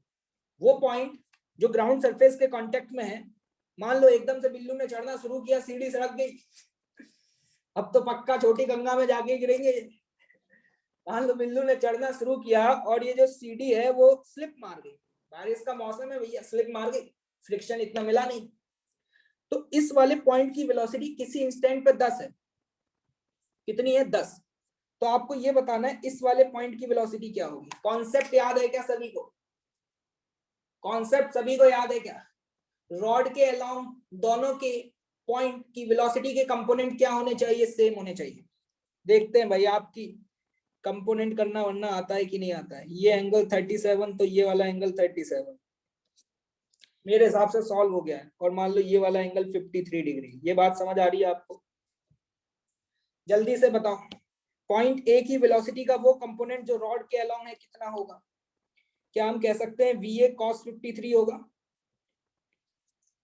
क्या ये बात समझ में आ रही है? इस वेलोसिटी का वो कंपोनेंट जो रॉड के अलोंग है, क्या वो VA cos 53 होगा? और ये बराबर किसके होना चाहिए?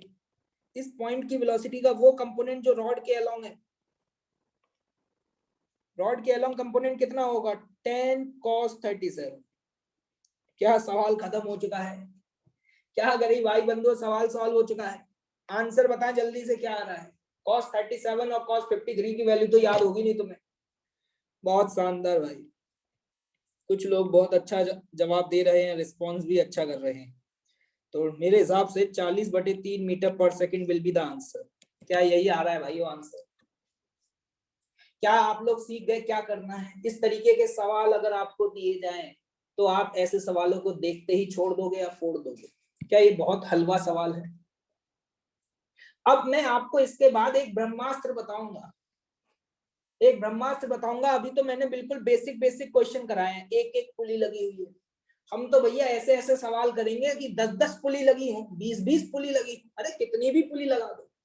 अब मैं यहाँ पर आपको मल्टीपल पुलिस के लिए ब्रह्मास्त्र बताने जा रहा हूँ, उस बात को आप ध्यान से सुनिएगा, ठीक है? ये ही स्ट्रिंग कंस्ट्रेन है और इसी को हम रॉड कंस्ट्रेन बोल सकते हैं। ब्रह्मास्त्र क्या है उसको ध्यान से देखो। एक और कंपोनेंट, एक और क्वेश्चन कर लेते हैं। लो भाई एक और क्वेश्चन आ गया। वो शुरू करने से पहले एक क्वेश्चन और है आपके लिए। मान लो इसका इस इंस्टेंट पे वेलोसिटी इस डायरेक्शन में, या एक्सेलरेशन बोल देते हैं, इस समय इसका एक्सेलरेशन इस डायरेक्शन में 5 मीटर पर सेकंड स्क्वायर है। ये आपके सामने एक रिंग है, रिंग देख पा रहे हैं? और ये रिंग इस तरीके की एक रॉड से कनेक्टेड है, और ये है आपके सामने क्या? स्ट्रिंग, मतलब रस्सी, ठीक है? इसका एक्सेलरेशन इस डायरेक्शन में है 5 मीटर पर सेकंड स्क्वायर। यहाँ पे कोई एक ब्लॉक है ए, उसके एक्सेलरेशन के बारे में नहीं पता। क्या आप ए का एक्सेलरेशन बता पाएंगे? Can you tell me what will be the acceleration of A? क्या ये सवाल खत्म हो चुका है? क्या हम ये कह सकते हैं कि रस्सी के अलोंग दोनों का एक्सेलरेशन सेम होना चाहिए? अरे बोला जा सकता है मेरे भाई।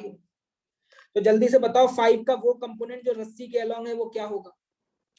5 का वो कंपोनेंट जो रस्सी के अलोंग है कितना होगा? क्या वो 5 cos 37 होगा? क्या ये बराबर एक्सेलरेशन ऑफ ए होना चाहिए? क्योंकि ये तो ऑलरेडी सी के अलोंग है। क्या सवाल खत्म? क्या भैया सवाल खत्म हो गया? क्या आपका आंसर 4 आ गया?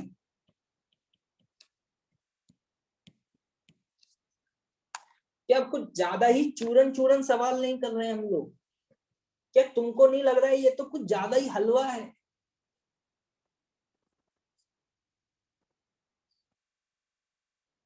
क्या ये बात क्लियर है आप लोगों को?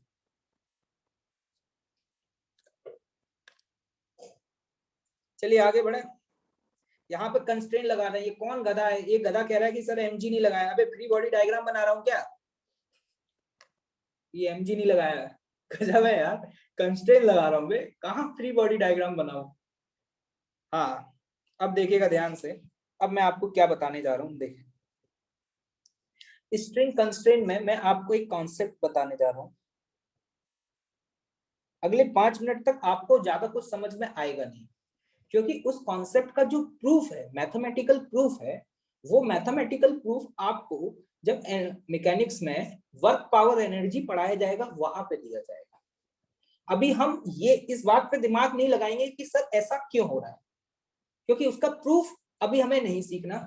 हाँ, हमें अभी क्या सीखना है कि इसको यूज कैसे करते हैं, इसको यूज कैसे करते हैं। कॉन्सेप्ट क्या है? स्ट्रिंग कंस्ट्रेंट क्या कहता है कि अगर मान लीजिए आपके पास कोई भी सिस्टम है, उस सिस्टम में आपके पास बहुत सारी बॉडीज हैं, तो पूरे सिस्टम पर total work done by tension force 0 होता है। समझ में कुछ भी नहीं आएगा, सुनते रहिएगा, ठीक है? समझ में कुछ भी नहीं आएगा, मैं खुद बता दे रहा हूँ, क्योंकि अभी आपको वर्क कैलकुलेट करना आता ही नहीं।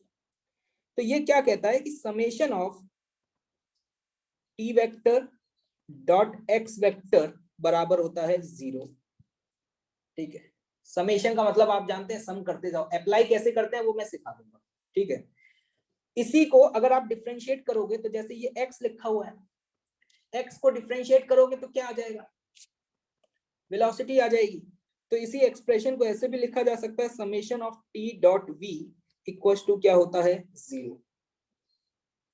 टी डॉट वी क्या होता है, जीरो। इसी को दोबारा डिफरेंशिएट करोगे तो summation of T dot A, लिखते जाना चुपचाप, ज्यादा मुंह मत चलाना भी। टी डॉट ए होता है जीरो, इसे कर लो डिब्बे में बंद। ये क्या है, इसको वर्चुअल वर्क मेथड भी बोलते हैं, कुछ किताबों में लिखा हुआ मिलेगा। सर ये कहां से आया, पता नहीं, क्या करें इसका, अभी देख लेंगे। इसको वर्चुअल वर्क मेथड भी बोला जाता है। इसको यूज कैसे करना है वो अब हम लोग सीखने जा रहे हैं। ये आप देख रहे हैं ना, ये कोई नॉर्मल प्रोडक्ट नहीं है, ये क्या है, डॉट प्रोडक्ट है। ये क्या है, डॉट प्रोडक्ट। और मैं आपको एक बात याद दिलाना चाहूंगा, क्या आपको डॉट प्रोडक्ट याद है, ए वेक्टर डॉट बी वेक्टर को क्या मैं ए बी कॉस थीटा लिख सकता था, क्या ए वेक्टर डॉट बी वेक्टर को क्या मैं ए बी कॉस थीटा लिख सकता था। सर ये एक्सप्रेशन कहां से आया, अभी नहीं सीखना, कहां सीखेंगे, वर्क पावर एनर्जी में। क्या सीखना है, इसको यूज कैसे करें, इसको यूज कैसे करें। एक स्टेटमेंट लिख लेना, क्योंकि जब हम वर्क पावर एनर्जी पढ़ रहे होंगे तो मैं तुमको याद दिलाऊंगा कि देखो मैंने एक स्टेटमेंट लिखवाया था। क्या ये स्टेटमेंट क्या है, the work done by inextensible work done by inextensible strain on the whole system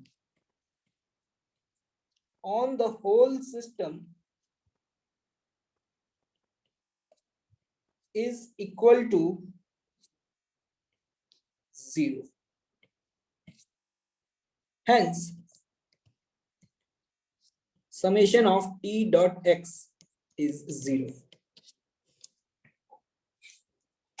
actually में वर्क डन के बारे में थोड़ा बहुत आपको पता होगा, force vector dot displacement vector, थोड़ा बहुत आपने जानते होंगे, मैंने वेक्टर्स में भी बताया था थोड़ा बहुत, work done by constant force. Actually में इन एक्सटेंसिबल स्ट्रिंग में जो टोटल वर्क डन होता है टेंशन फोर्स का वो 0 होता है, बस इतना याद रखना। अब सवाल कैसे पूछे जाएंगे वो देखें। अब मैं आपको बताने जा रहा हूं इसका यूज कहां पर है।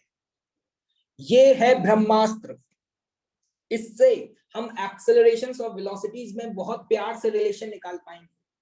देखिएगा ध्यान से, क्या ये आपको दिखाई दे रहा है यहाँ पर, ये भी स्ट्रिंग कंस्ट्रेंट ही है, कोई नया टॉपिक स्टार्ट नहीं हुआ है, ये स्ट्रिंग कंस्ट्रेंट है। लेकिन अभी तक स्ट्रिंग कंस्ट्रेंट अगर एक आध पुली हो तो लगा पाना आसान होता है, लेकिन बहुत सारी पुली हो तो चीजों को ऑब्जर्व कर पाना और लगा पाना इतना आसान नहीं होता। जैसे कि ध्यान से देखना, क्या ये आपको दिखाई दे रहा है, सपोज ये बोला जाए मुझसे कि इस वाले का एक्सेलरेशन इस इंस्टेंट पे 5 मीटर पर सेकंड स्क्वायर है सपोज, तो बताओ इसका एक्सेलरेशन क्या होगा।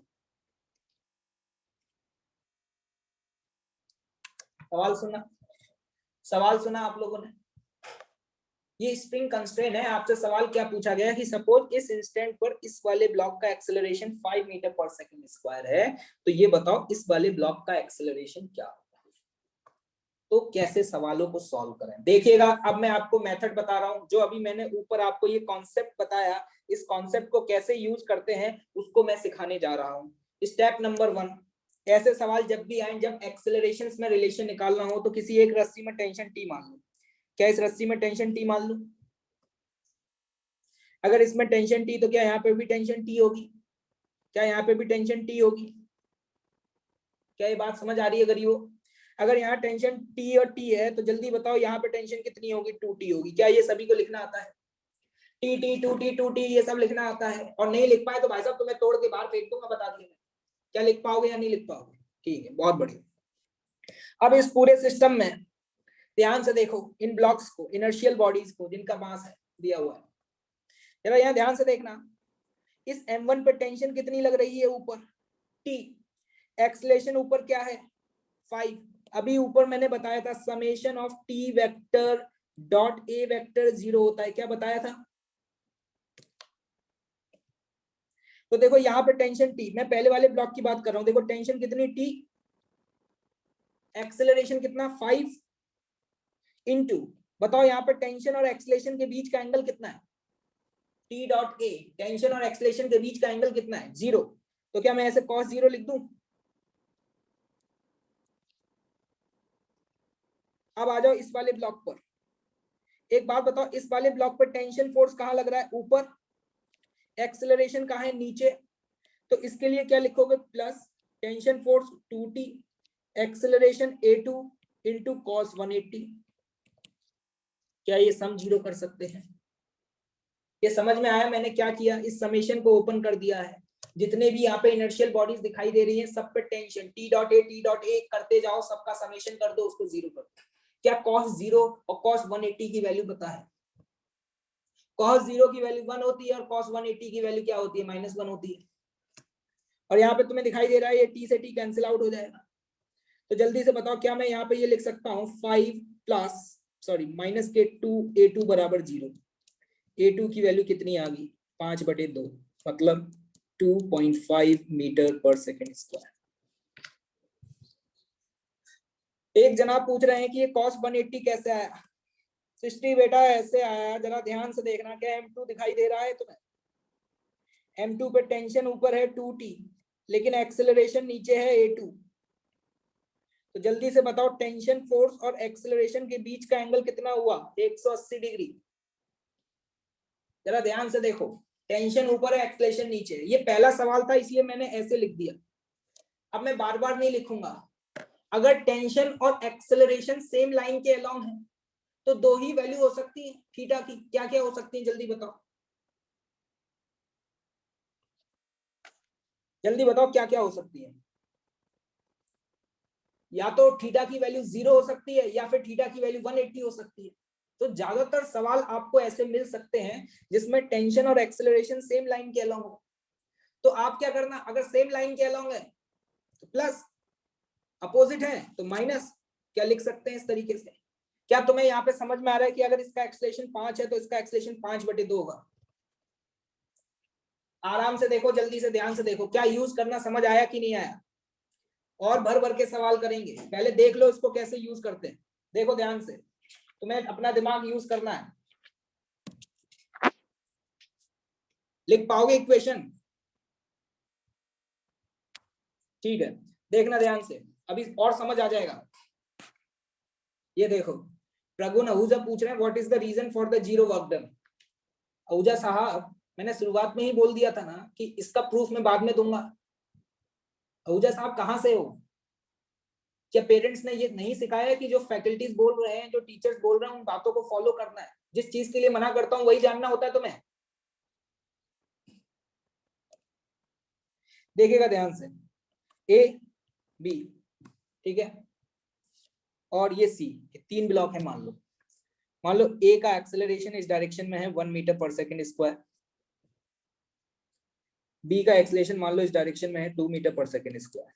सपोज ये आपको दिया हुआ है, ये दिया हुआ है, और आई विल आस्क यू कि what is the acceleration of C. क्या ये सवाल सॉल्व हो पाएगा? अभी समझ में आ जाएगा कैसे यूज करना है। क्या ये सवाल सॉल्व हो पाएगा? फाइंड द एक्सेलरेशन ऑफ सी। बताओ क्या किया जाए? क्या टी डॉट ए का सम करना आता है?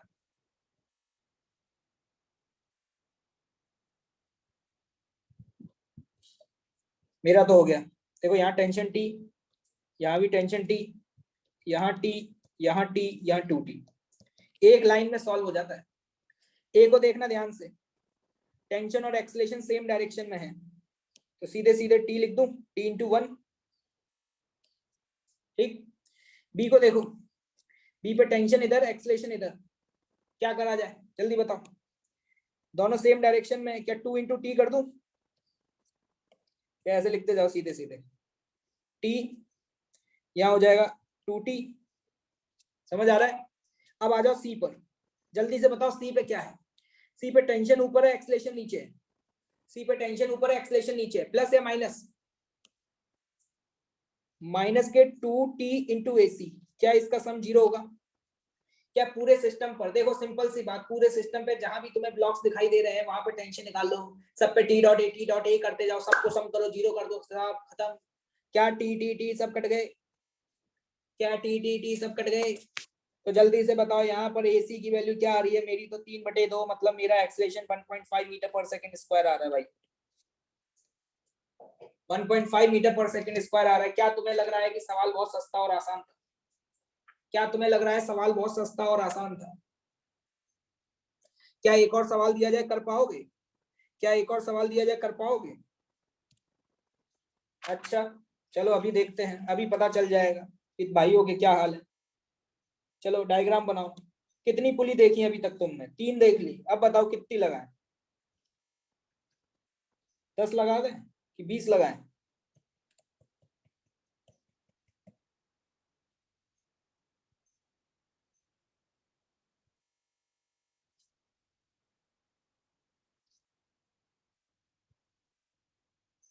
डायग्राम बनाते जाएं जल्दी जल्दी मेरे साथ।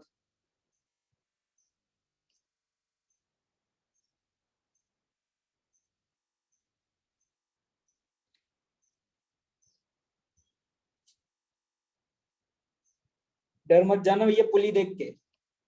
धांसू धांसू सवाल है, लेकिन तुम्हारे लिए तो चूरन होंगे। क्या होंगे भाई? चूरन होंगे, चूरन।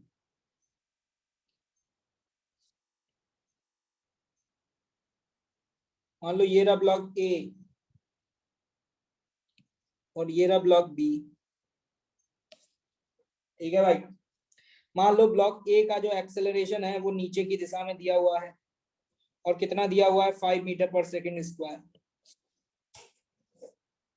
अब आपसे पूछा जा रहा है कि ये बता दो कि बी का एक्सेलरेशन क्या होगा। सवाल शुरू।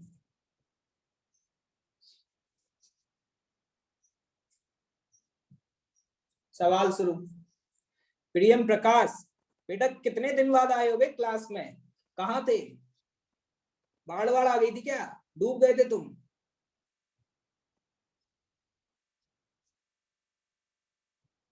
क्या आंसर आ गया है? बहुत बढ़िया यार, तुम तो बड़े इंटेलिजेंट निकले बे। तुम तो दन आंसर निकाल रहे हो। गजब गजब, बहुत बढ़िया बे, बहुत बढ़िया। क्या आपका आंसर आ गया है? क्या ऐसे सवाल देखते ही हो जाएंगे? देखो भाई मेरे साथ सभी लोग मिलकर के करेंगे, प्यार मोहब्बत से करेंगे। देखो जल्दी से, T T T T T two T two T. Sir ये तो बहुत अच्छा, इसे करने में बहुत मजा आता होगा। T T T T T T टूटी टूटी। अरे इतना तो क्लियर है भाई। अब ध्यान से देखना, बी ब्लॉक पर क्या टेंशन ऊपर, एक्सेलेरेशन भी ऊपर माना है? जल्दी बताओ बी ब्लॉक के लिए क्या टेंशन इंटू ए भी लिख दें? ए ब्लॉक पे आ जाओ भैया, ए ब्लॉक पे। ए ब्लॉक पे टेंशन ऊपर लग रही है, कितनी लग रही है ए ब्लॉक पे टेंशन ऊपर? 40। एक्सेलरेशन कितना है? 5। क्या टेंशन और एक्सेलरेशन के बीच का एंगल 180 है? तो इसका मतलब प्लस या माइनस? माइनस। 4t/5 क्या बराबर 0 कर दिया जाए? क्या बराबर 0 कर दिया जाए? टी से टी कैंसिल हो गया। मुझे लग रहा है इससे ज्यादा सस्ता सवाल कोई नहीं हो सकता। क्या इससे सस्ता सवाल कोई हो सकता है? अरे ऐसे सवाल देखते ही छोड़ दोगे या फोड़ दोगे क्या? बहुत ही सस्ता चूरन है भैया रामदेव बाबा का। कितनी भी पुली लगी हो, डरावने से खतरनाक डायग्राम्स बने हो, देखते ही हाथ पैर फूल जाएंगे क्या? अगर किसी एक ब्लॉक का एक्सेलेरेशन पता है तो दूसरे का निकाल पाओगे कि नहीं? क्या एक और करना चाहोगे? क्या एक और दिया जाए भाइयों? तैयार हो? चलो एक और ले लो, माहौल सेट रहने देते हैं। एक ब्लॉक ए यहाँ पे,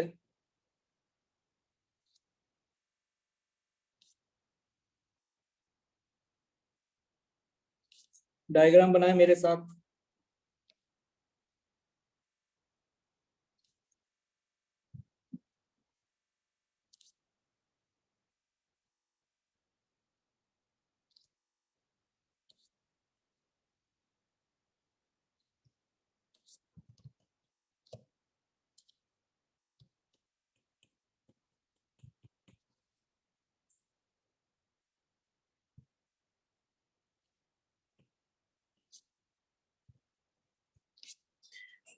क्या दिखाई दे रहा है भाई?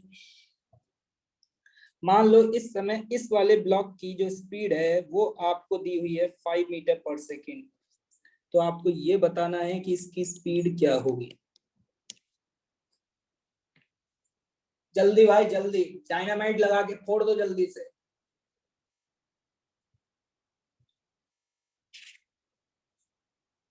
जल्दी बता दो।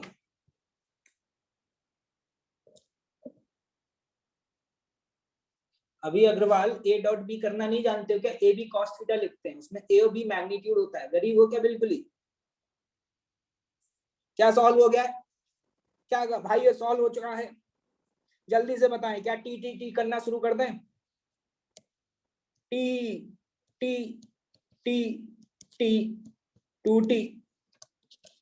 ध्यान से देखना, टेंशन इधर है, वेलोसिटी इधर है। टेंशन और वेलोसिटी के बीच का एंगल कितना है? 60 डिग्री। तो टी डॉट ए जब करोगे तो कैसे लिखोगे? T into 5 into cos 60। ये समझ में आ रहा है?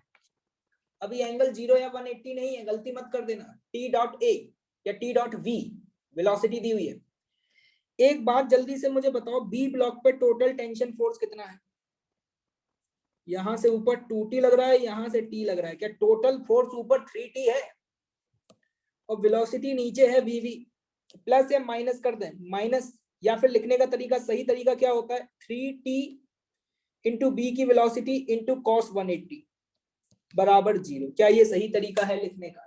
ये बताओ, ये इक्वेशन कितने लोगों ने सही लिखी है? जल्दी बता दो फटाफट, समय बहुत कम है हमारे पास। शानदार, जल्दी बताओ। क्या टी से टी कैंसिल आउट हो गया भाई? क्या आंसर आ चुका है आपका? क्या भाई वो आंसर आ चुका है आपका? जल्दी से बताएं आपका आंसर क्या आ रहा है। क्या मेरा आंसर 5/6 आ रहा है? आपका भी यही आ रहा है? क्या बात है भाई, क्या बात है। 5/6, बहुत शानदार। काफी सारे लोग निकाल चुके हैं। वंडरफुल यार, वंडरफुल। आराम से देखो, आराम से। क्या स्ट्रिंग कंस्ट्रेंट के ऐसे सवाल आपके सामने आएंगे तो कर पाएंगे? आपको इस पे और भी सवाल दूंगा, भर भर के दूंगा। घर से करके लाओगे क्या? एक एक बताओ। इन सवालों को सॉल्व करने में क्या आपको 30 सेकंड से ज्यादा समय लगना चाहिए? अगर भाई साहब 30 सेकंड से ज्यादा समय लग रहा है, 30 सेकंड से ज्यादा समय लग रहा है, तो आप अपनी बेइज्जती और मेरी दोनों की एक साथ कर रहे हो। और अगर हम दोनों अपनी बेइज्जती करा रहे हैं तो यहाँ बैठ के क्या कर रहे हैं? क्या हम दोनों को छोटी गंगा में डुबकी मार के ना लेना चाहिए?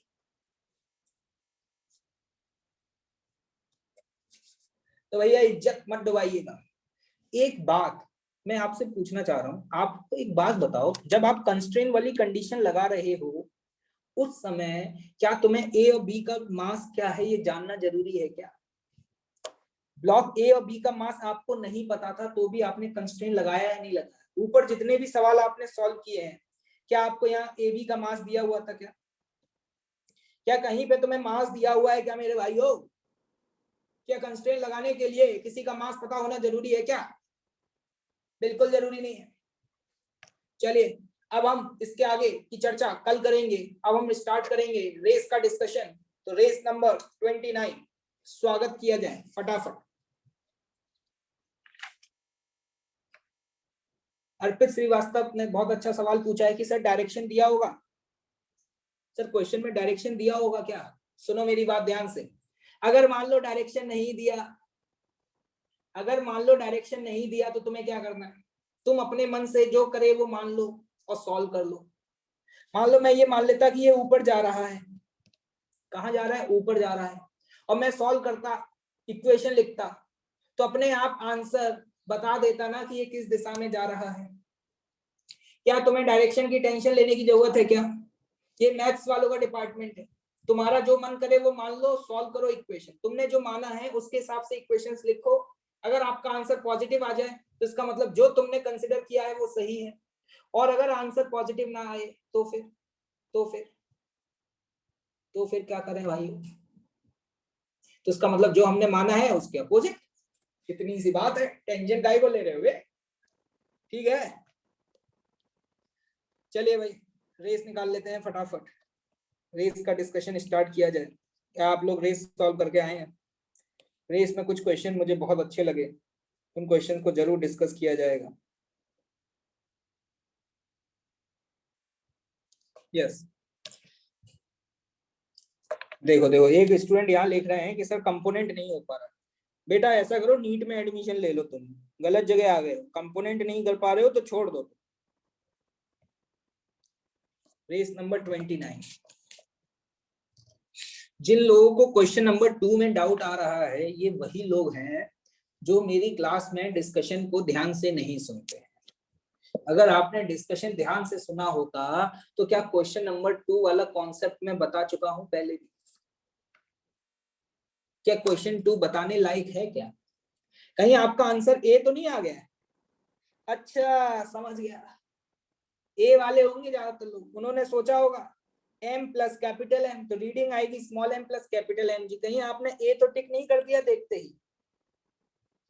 ये वही लोग हैं जो डिस्कशन ध्यान से नहीं सुनते, सर की बताई हुई बातों को ध्यान से नहीं सुनते। चलिए कोई बात नहीं, अभी सॉल्व करके बता देते हैं। वेइंग मशीन क्या रीड करता है? क्या नॉर्मल रिएक्शन रीड करता है? रोहित कंबोज कह रहे हैं कि सर बी ऑप्शन आ गया, सी नहीं आ रहा। कंबोज साहब मैथ्स के स्टूडेंट तो नहीं लग रहे तुम देख करके। cos स्क्वायर थीटा को 1 माइनस साइन स्क्वायर थीटा लिख दो। cos स्क्वायर थीटा को, जिनका बी ऑप्शन आ गया सी नहीं आ रहा, वो उन्होंने बहुत बड़ी गलती करी है मैथ्स लेकर के। cos स्क्वायर थीटा को 1 माइनस साइन स्क्वायर थीटा लिख दो, तो देखो तुम्हारा सी ऑप्शन भी आ जाएगा। ठीक है कंबोज साहब, एक बात बताओ, इस ब्लॉक पे नॉर्मल इधर लग रहा होगा, ठीक है, और mg का एक कंपोनेंट इसके अलॉन्ग होगा mg cos थीटा। अगर मैं सिर्फ ब्लॉक का फ्री बॉडी डायग्राम बनाऊं, एक mg का कंपोनेंट इधर होगा mg sin थीटा, ठीक है। ये ब्लॉक मूव कर रहा है इधर। एक बात बताओ, नॉर्मल की वैल्यू क्या आ जाएगी?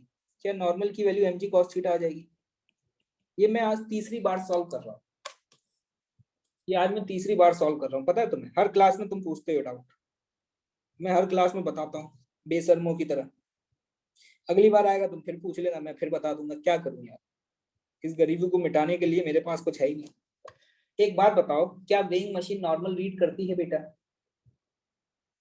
अगर वेइंग मशीन नॉर्मल रीड करती है तो यहाँ पे मान लो वेइंग मशीन से जो नॉर्मल फोर्स लग रहा है वो लग रहा है ns।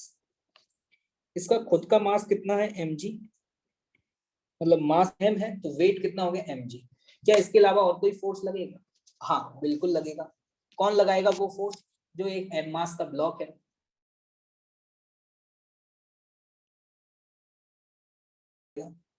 Normal force, normal force की वैल्यू क्या हम निकाल चुके हैं? हाँ सर बिल्कुल निकाल चुके हैं।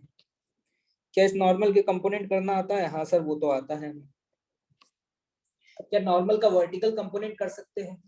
जो यहाँ पे नॉर्मल फोर्स लग रहा है, क्या इस नॉर्मल का वर्टिकल कंपोनेंट बता सकते हो क्या होगा? जल्दी बताओ, वर्टिकल कंपोनेंट होगा बेटा n cos थीटा। क्या सवाल खत्म? क्या हम ये कह सकते हैं कि अगर ये कहीं मूव तो नहीं कर रहा, ये तो रेस्ट पर है,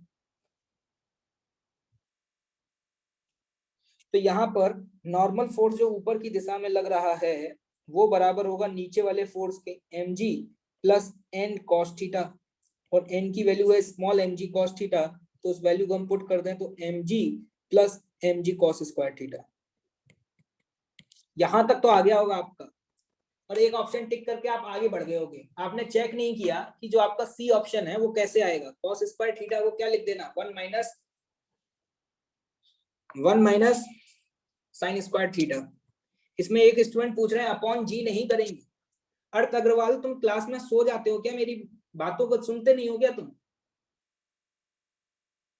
ये तुम चैट कम टाइप किया करो यार। अर्थ,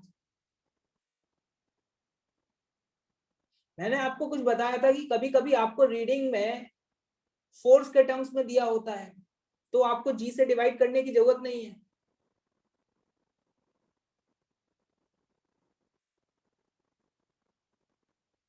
बताया था, कभी कभी आपको रीडिंग केजी में दी हो तो आप जी से डिवाइड कर देते हैं।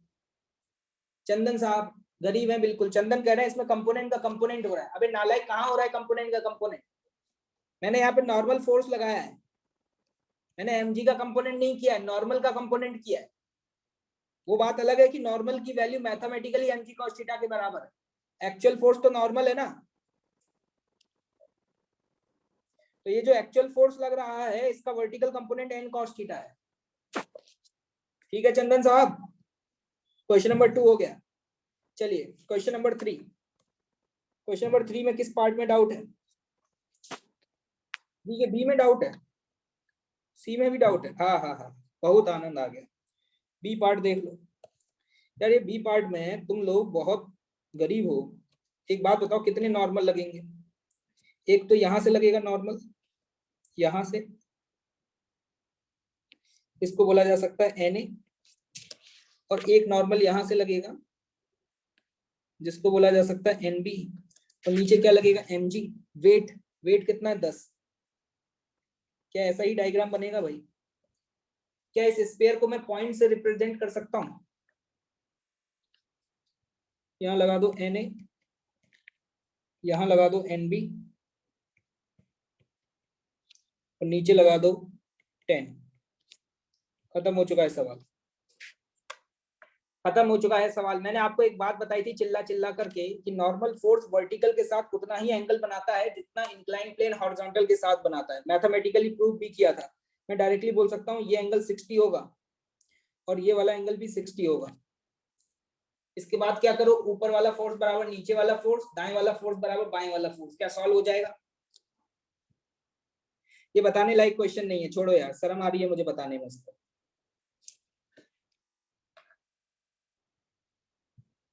क्वेश्चन नंबर 4 देख लीजिए।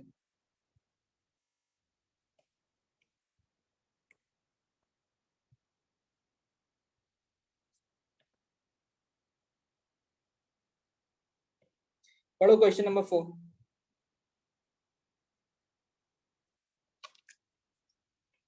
मैनी पॉसिबल वैल्यूज, बढ़िया क्वेश्चन है, ऑब्जेक्टिव टाइप क्वेश्चन है। पढ़ लिया क्या आप लोगों ने, ये बताओ।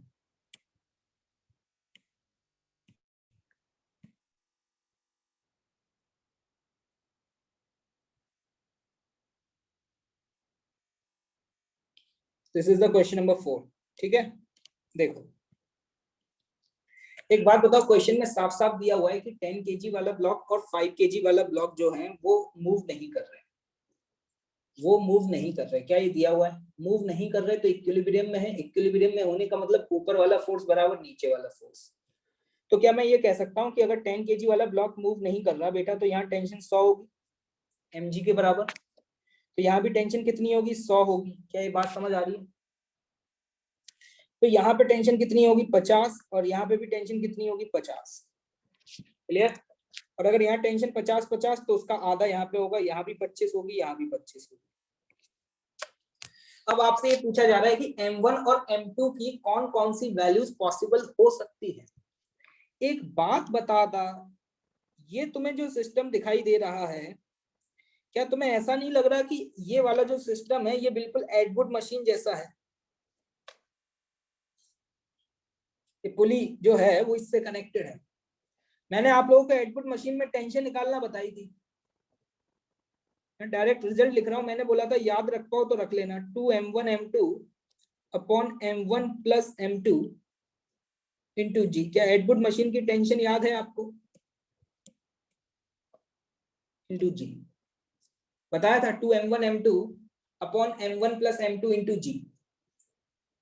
और ये वैल्यू किसके बराबर होनी चाहिए? 25 के बराबर होनी चाहिए।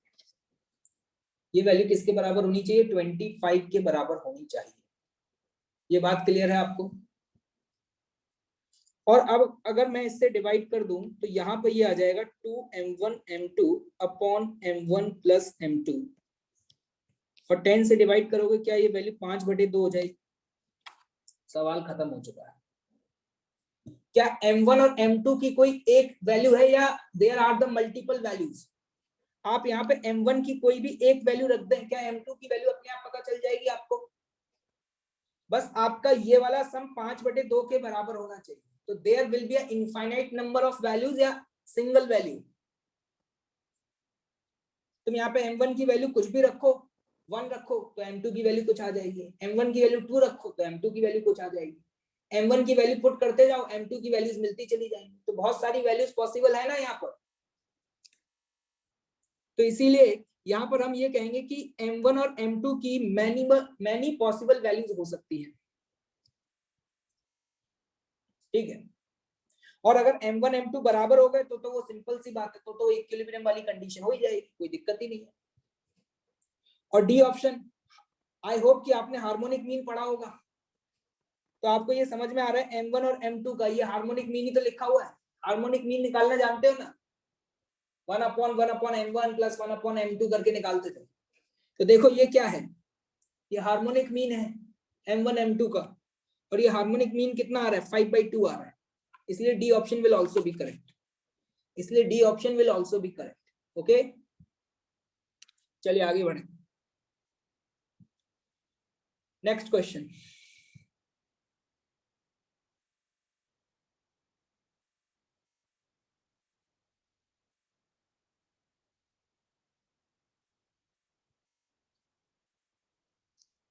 क्वेश्चन नंबर 5 बाद में बताया जाएगा।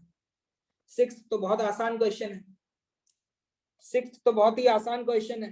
क्या 6 हो गया है आप लोगों से?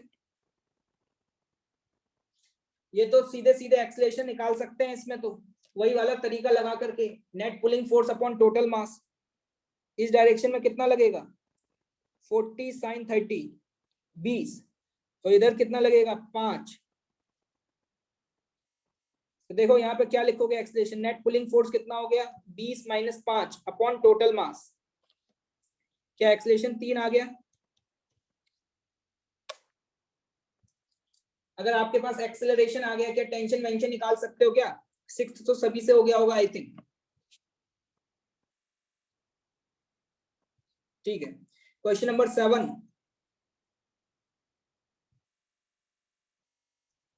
7 में किसी को डाउट? नो।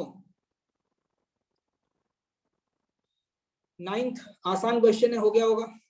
10th इंपॉर्टेंट है, क्वेश्चन नंबर 10th इंपॉर्टेंट है, 10th को पढ़ लीजिए। 10th बढ़िया क्वेश्चन है, यस 10th बहुत अच्छा क्वेश्चन है। और ये क्वेश्चन मैं अभी आपको बता रहा हूं, समझने की कोशिश करिएगा, पहली बार में एकदम से समझ नहीं आएगा, क्योंकि इस तरीके के सवाल आप आगे के चैप्टर्स में और ज्यादा प्रैक्टिस करेंगे, लेकिन इसका मतलब ये नहीं है कि आप गिव अप कर दें। 10th क्वेश्चन पढ़ो।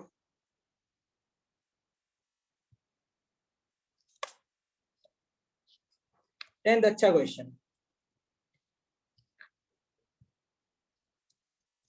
देखो यहाँ पे जो लैम्डा है, लैम्डा लैम्डा क्या है, मास पर यूनिट लेंथ, ऐसा लिखा हुआ है, देखो केजी पर मीटर लिखा है ना, तो इसका मतलब ये आपको जो दिया हुआ है लैम्डा बराबर 4x, पहले तो इसका मतलब समझ लो, ये है मास पर यूनिट लेंथ। और पता है बेटा, इसकी वैल्यू लगातार चेंज हो रही है, मतलब ये जो रॉड है ना, वो एक सेम मटेरियल की नहीं बनी हुई है। हम जब क्वेश्चंस किया करते थे तो उसमें रॉड यूनिफॉर्म होती थी, यूनिफॉर्म मतलब पूरी की पूरी रॉड एक सेम मटेरियल की बनी होती थी, लेकिन यहाँ ऐसा नहीं है। यहाँ पे जो ये रॉड है, ये सेम मटेरियल की नहीं बनी हुई है, इसलिए आप देख पा रहे हैं यहां से अगर आप एक रॉड के एक एंड से दूसरे एंड की तरफ जाते हैं,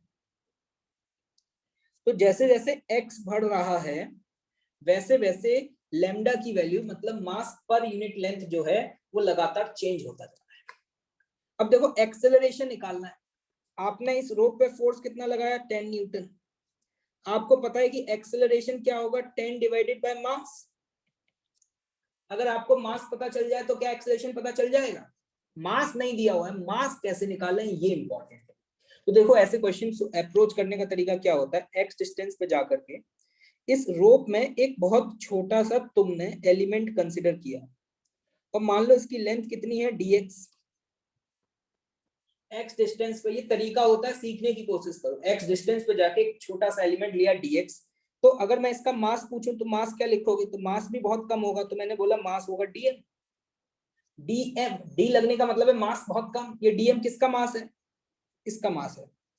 बताओ इसका मास क्या लिखोगे, मास पर unit length into length, lambda into dx, और लैम्डा की वैल्यू क्या है 4x इंटू dx। ये जो मास है ये किसका मास निकल करके आया, ये आपने जो छोटा सा एलिमेंट लिया है ये इसका मास है। क्लियर? क्या इस तरीके के छोटे छोटे यहाँ पर बहुत सारे मासेस हैं, या हम कह सकते हैं छोटे छोटे रॉड के क्या बहुत सारे यहाँ पे टुकड़े हैं? क्या अगर हम हर टुकड़े का मास ऐड कर दें तो हमारे पास टोटल मास आ जाएगा? क्या हम हर टुकड़े का मास ऐड कर दें तो क्या हमारे पास टोटल मास आ जाएगा? और मैंने आपको, याद करो चिंटू भैया और टमाटर वाली कहानी याद आ रही हो, समेशन का मतलब क्या होता है, इंटीग्रेशन। समेशन का मतलब होता है इंटीग्रेशन, तो इसका मतलब ये हुआ, हम ये कह सकते हैं हमें इसको करना होगा इंटीग्रेट। अब यहाँ पे लिमिट किसकी लगेगी, एक्स की, और बताओ पूरी रॉड को कवर करने के लिए x की वैल्यू कहां से कहां वेरी करेगी? यहाँ पे x की वैल्यू 0 होगी, रॉड की लेंथ 1 दी हुई है तो यहाँ पे x की वैल्यू 1 होगी। तो बस लिमिट लगा दो 1 से 0, लिमिट लगा दो 1 से 0। क्या तुम इसको इंटीग्रेट कर पाओगे? इंटीग्रेट करोगे तो टोटल मास आ जाएगा 4 बाहर x²/2, लिमिट 1 से 0। घबराना मत, समय लगेगा, धीरे धीरे सीखोगे। पहली बार कर रहे हो इसलिए तकलीफ हो रही है, लेकिन धीरे धीरे सीख जाओ, ठीक है? रोना मत मेरे सामने आकर के, फेंक दूंगा बाहर। तो बताओ मास कितना आ गया? क्या 2 kg मास आ जाता है? ये आपके पास मास की वैल्यू आ चुकी है। अगर इस मास की वैल्यू को तुम यहां पुट कर दोगे तो क्या तुम्हारा एक्सेलरेशन निकल के आ जाएगा? क्या तुम्हारा एक्सेलरेशन निकल करके आ जाएगा बेटा? 10/2। It was the A part. अब आते हैं बी पार्ट पर। बी पार्ट में कहां पे टेंशन पूछी है? L/4 पर। अब देखो बी पार्ट तो बहुत आसान है। बेसिकली मैं ये कह सकता हूं कि बी पार्ट में अगर मुझे टेंशन L/4 पे निकालनी है, L की वैल्यू 1 है तो यहाँ 1/4 पे निकालनी है। तो मैंने बताया था ऐसे क्वेश्चंस को करने का तरीका क्या है, रस्सी को यहाँ से काट दो, इतने का फ्री बॉडी डायग्राम बना लो। मान लो यहाँ टेंशन T, तो T की वैल्यू निकाल पाओगे? उसके लिए इसका मास चाहिए। अब मास कैसे निकालोगे? अभी तुमने यहाँ पर इंटीग्रेट करने के लिए लिमिट कहां से कहां लगाई है? 0 से 1। अगर इतने का मास चाहिए, मान लो मास m1 है, तो इस m1 की वैल्यू पता है क्या होगी? जब आप इसको इंटीग्रेट करोगे तो x को कहां से कहां लेके जाओगे? 0 से 1/4। तो क्या यहाँ से m1 की वैल्यू आ जाएगी इंटीग्रेट करके? तो यहाँ पे आप डायरेक्टली लिख सकते हो टेंशन बराबर क्या होगा? m1 × a। एक्सेलरेशन आप ऊपर निकाल चुके हो जो कि आपका 5 आ रहा था बेटा, उस एक्सेलरेशन की वैल्यू यहाँ 5 पुट कर दें, m1 यहाँ से आपका आ जाएगा, वो पुट कर दें तो ये यहाँ से आपका बी पार्ट हो जाएगा। क्लियर? क्या ये बात क्लियर है? ठीक है, बहुत बढ़िया। क्वेश्चन नंबर 7 पूछा जा रहा है, तो चलिए 7 भी बता देते हैं। क्या आपको लग रहा है कि 7 गरीबों वाला क्वेश्चन है? जिसको काइनेमेटिक्स आती है क्या वो 7 क्वेश्चन कर सकता था? चलिए भाई लोगों 7 क्वेश्चन पढ़ लीजिए आप लोग, ठीक है?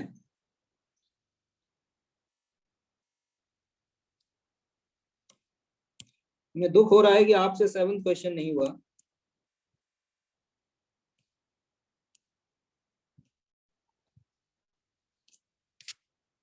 एक बात बताओ, वीटी ग्राफ का स्लोप क्या बताता है? जो टोपू चंद हमसे ये पूछ रहे हैं, 7th क्वेश्चन में डाउट है, मुझे ये बताओ वीटी ग्राफ का स्लोप क्या बताता है? क्या एक्सेलरेशन बताता है? इस क्वेश्चन में ये और लिख लेना कि हमें जी की 9.8 वैल्यू यूज करनी है, ठीक है? एक बात बताना, ये जो लिफ्ट है, लिफ्ट, सवाल को समझ लो पहले। ये जो लिफ्ट है ये ऊपर जा रही है, लिफ्ट ऊपर जा रही है तो कोई रस्सी लगी हुई है जो खींच रही है। लिफ्ट का मास कितना दिया हुआ है? 500 kg। तो नीचे कितना फोर्स लगेगा? mg, मतलब 500 × g। एक बात बताना, हमसे टेंशन कब पूछी जा रही है? t बराबर 27 सेकेंड्स पर। क्या यहाँ पे तुम इधर स्लोप बता सकते हो? अगर मान लो ये वाला एंगल अल्फा बोलूं तो बताना tan अल्फा की वैल्यू क्या होगी? Perpendicular upon base, this is 9 and this is slope of a straight line निकाल रहा हूं। tan अल्फा 9/5, क्या ये 1.8 आता है? लेकिन आपको पता है कि अल्फा स्लोप होगा या 180 माइनस अल्फा स्लोप होगा? इतना तो सीख गए होगे, पॉजिटिव एक्स एक्सिस के साथ जो एंगल होता है। तो हम ये कह सकते हैं कि अगर मेरे से एक्सेलरेशन पूछा जाता तो एक्सेलरेशन होता tan ऑफ 180 माइनस अल्फा, जिसको क्या मैं यहाँ पे माइनस के tan अल्फा लिख सकता हूँ गरीबों? अल्फा की वैल्यू हमें पता है तो माइनस के 1.8। यार एक्सेलरेशन नेगेटिव आने का मतलब क्या हुआ? What is the meaning of acceleration? ये लिफ्ट ऊपर मूव कर रही है लेकिन एक्सेलरेशन नेगेटिव आ रहा है, तो इसका मतलब एक्सेलरेशन वेलोसिटी के अपोजिट डायरेक्शन में होगा। तो हम ये कह सकते हैं कि ये जा तो ऊपर रहा है, मतलब इसकी वेलोसिटी तो ऊपर है लेकिन एक्सेलरेशन नीचे होगा, और इस एक्सेलरेशन का मैग्नीट्यूड है 1.8। It is clear to all of you? अब जल्दी से बताओ, क्या तुम इसके लिए इक्वेशन लिख सकते हो? न्यूटन सेकंड लॉ लगा सकते हो या नहीं लगा सकते? जल्दी लगाओ न्यूटन सेकंड लॉ। क्या लगाओगे? 500 इंटू जी, नीचे वाला फोर्स माइनस ऊपर वाला फोर्स बराबर m इंटू ए। ठीक है, ए की वैल्यू कितनी है? 1.8, वो भी लिख लो। ये लो,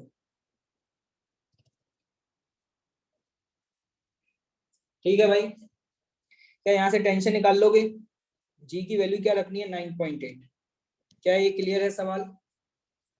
बंसल साहब पूछ रहे हैं 8 बता दो। बंसल साहब कैसे काम चलेगा यार?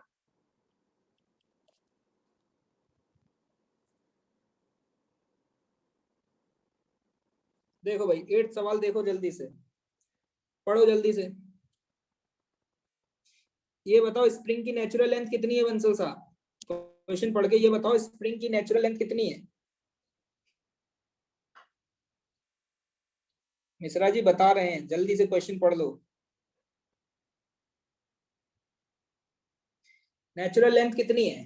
नेचुरल लेंथ पूछ रहे हैं, एल नहीं है नेचुरल लेंथ। पढ़ो सवाल। Unstretched length is L by 2। Unstretched का मतलब क्या है? जब स्प्रिंग में कोई भी खिंचाव नहीं था, जब स्प्रिंग को ना कंप्रेस किया ना इलोंगेट किया, उस समय यही तो नेचुरल लेंथ होगी L by 2। अगर आप ध्यान से देखें तो ये ब्लॉक जो है वो एक स्प्रिंग से भी कनेक्टेड है और एक रस्सी से भी कनेक्टेड है। क्या आप देख पा रहे हैं? इस पे स्प्रिंग फोर्स भी लगेगा और टेंशन फोर्स भी लगेगा। हमसे फर्स्ट पार्ट में पूछा गया है कि टेंशन फोर्स क्या होगा। क्या इसका फ्री बॉडी डायग्राम बना दें? तो देखना यहाँ पे स्प्रिंग फोर्स ऊपर लग रहा होगा। एक बात बताओ, स्प्रिंग फोर्स कितना लगेगा? K into x. वहां पे x क्या होता है? Change in length. अभी यहाँ पे लेंथ कितनी दी हुई है इसकी? L। ये लेंथ L दी हुई है, नेचुरल लेंथ है L by 2, तो इलोंगेशन कितने का आएगा? L by 2। तो यहाँ पे K L by 2, ये हो गया स्प्रिंग फोर्स। टेंशन फोर्स भी ऊपर और mg नीचे। तो क्या मैं यहाँ पर ये बोल सकता हूँ कि K ऊपर वाला फोर्स प्लस टेंशन बराबर mg होगा? तो यहाँ से बेटा टेंशन की वैल्यू आ जाएगी mg माइनस के L by 2। क्या ये तो क्लियर हो गया होगा? लेकिन ये वाला पार्ट इंपॉर्टेंट है कि क्या होगा अगर k की वैल्यू 2mg/l से ज्यादा हो जाए। एक काम करो, इस क्वेश्चन में तुम k की वैल्यू 2mg/l पुट करके देखो। सिर्फ इतनी वैल्यू पुट करो, जरा पुट करके देखना। अगर k की वैल्यू तुम 2mg/l रखोगे तो टेंशन की वैल्यू 0 आ जाती है। टेंशन की वैल्यू 0 आ रही है या नहीं आ रही है? तो इसका मतलब क्या हुआ? अगर स्प्रिंग कांस्टेंट 2mg/l से ज्यादा हुआ तो स्प्रिंग इस ब्लॉक को ऊपर खींच लेगा और रस्सी स्लैक हो जाएगा, मतलब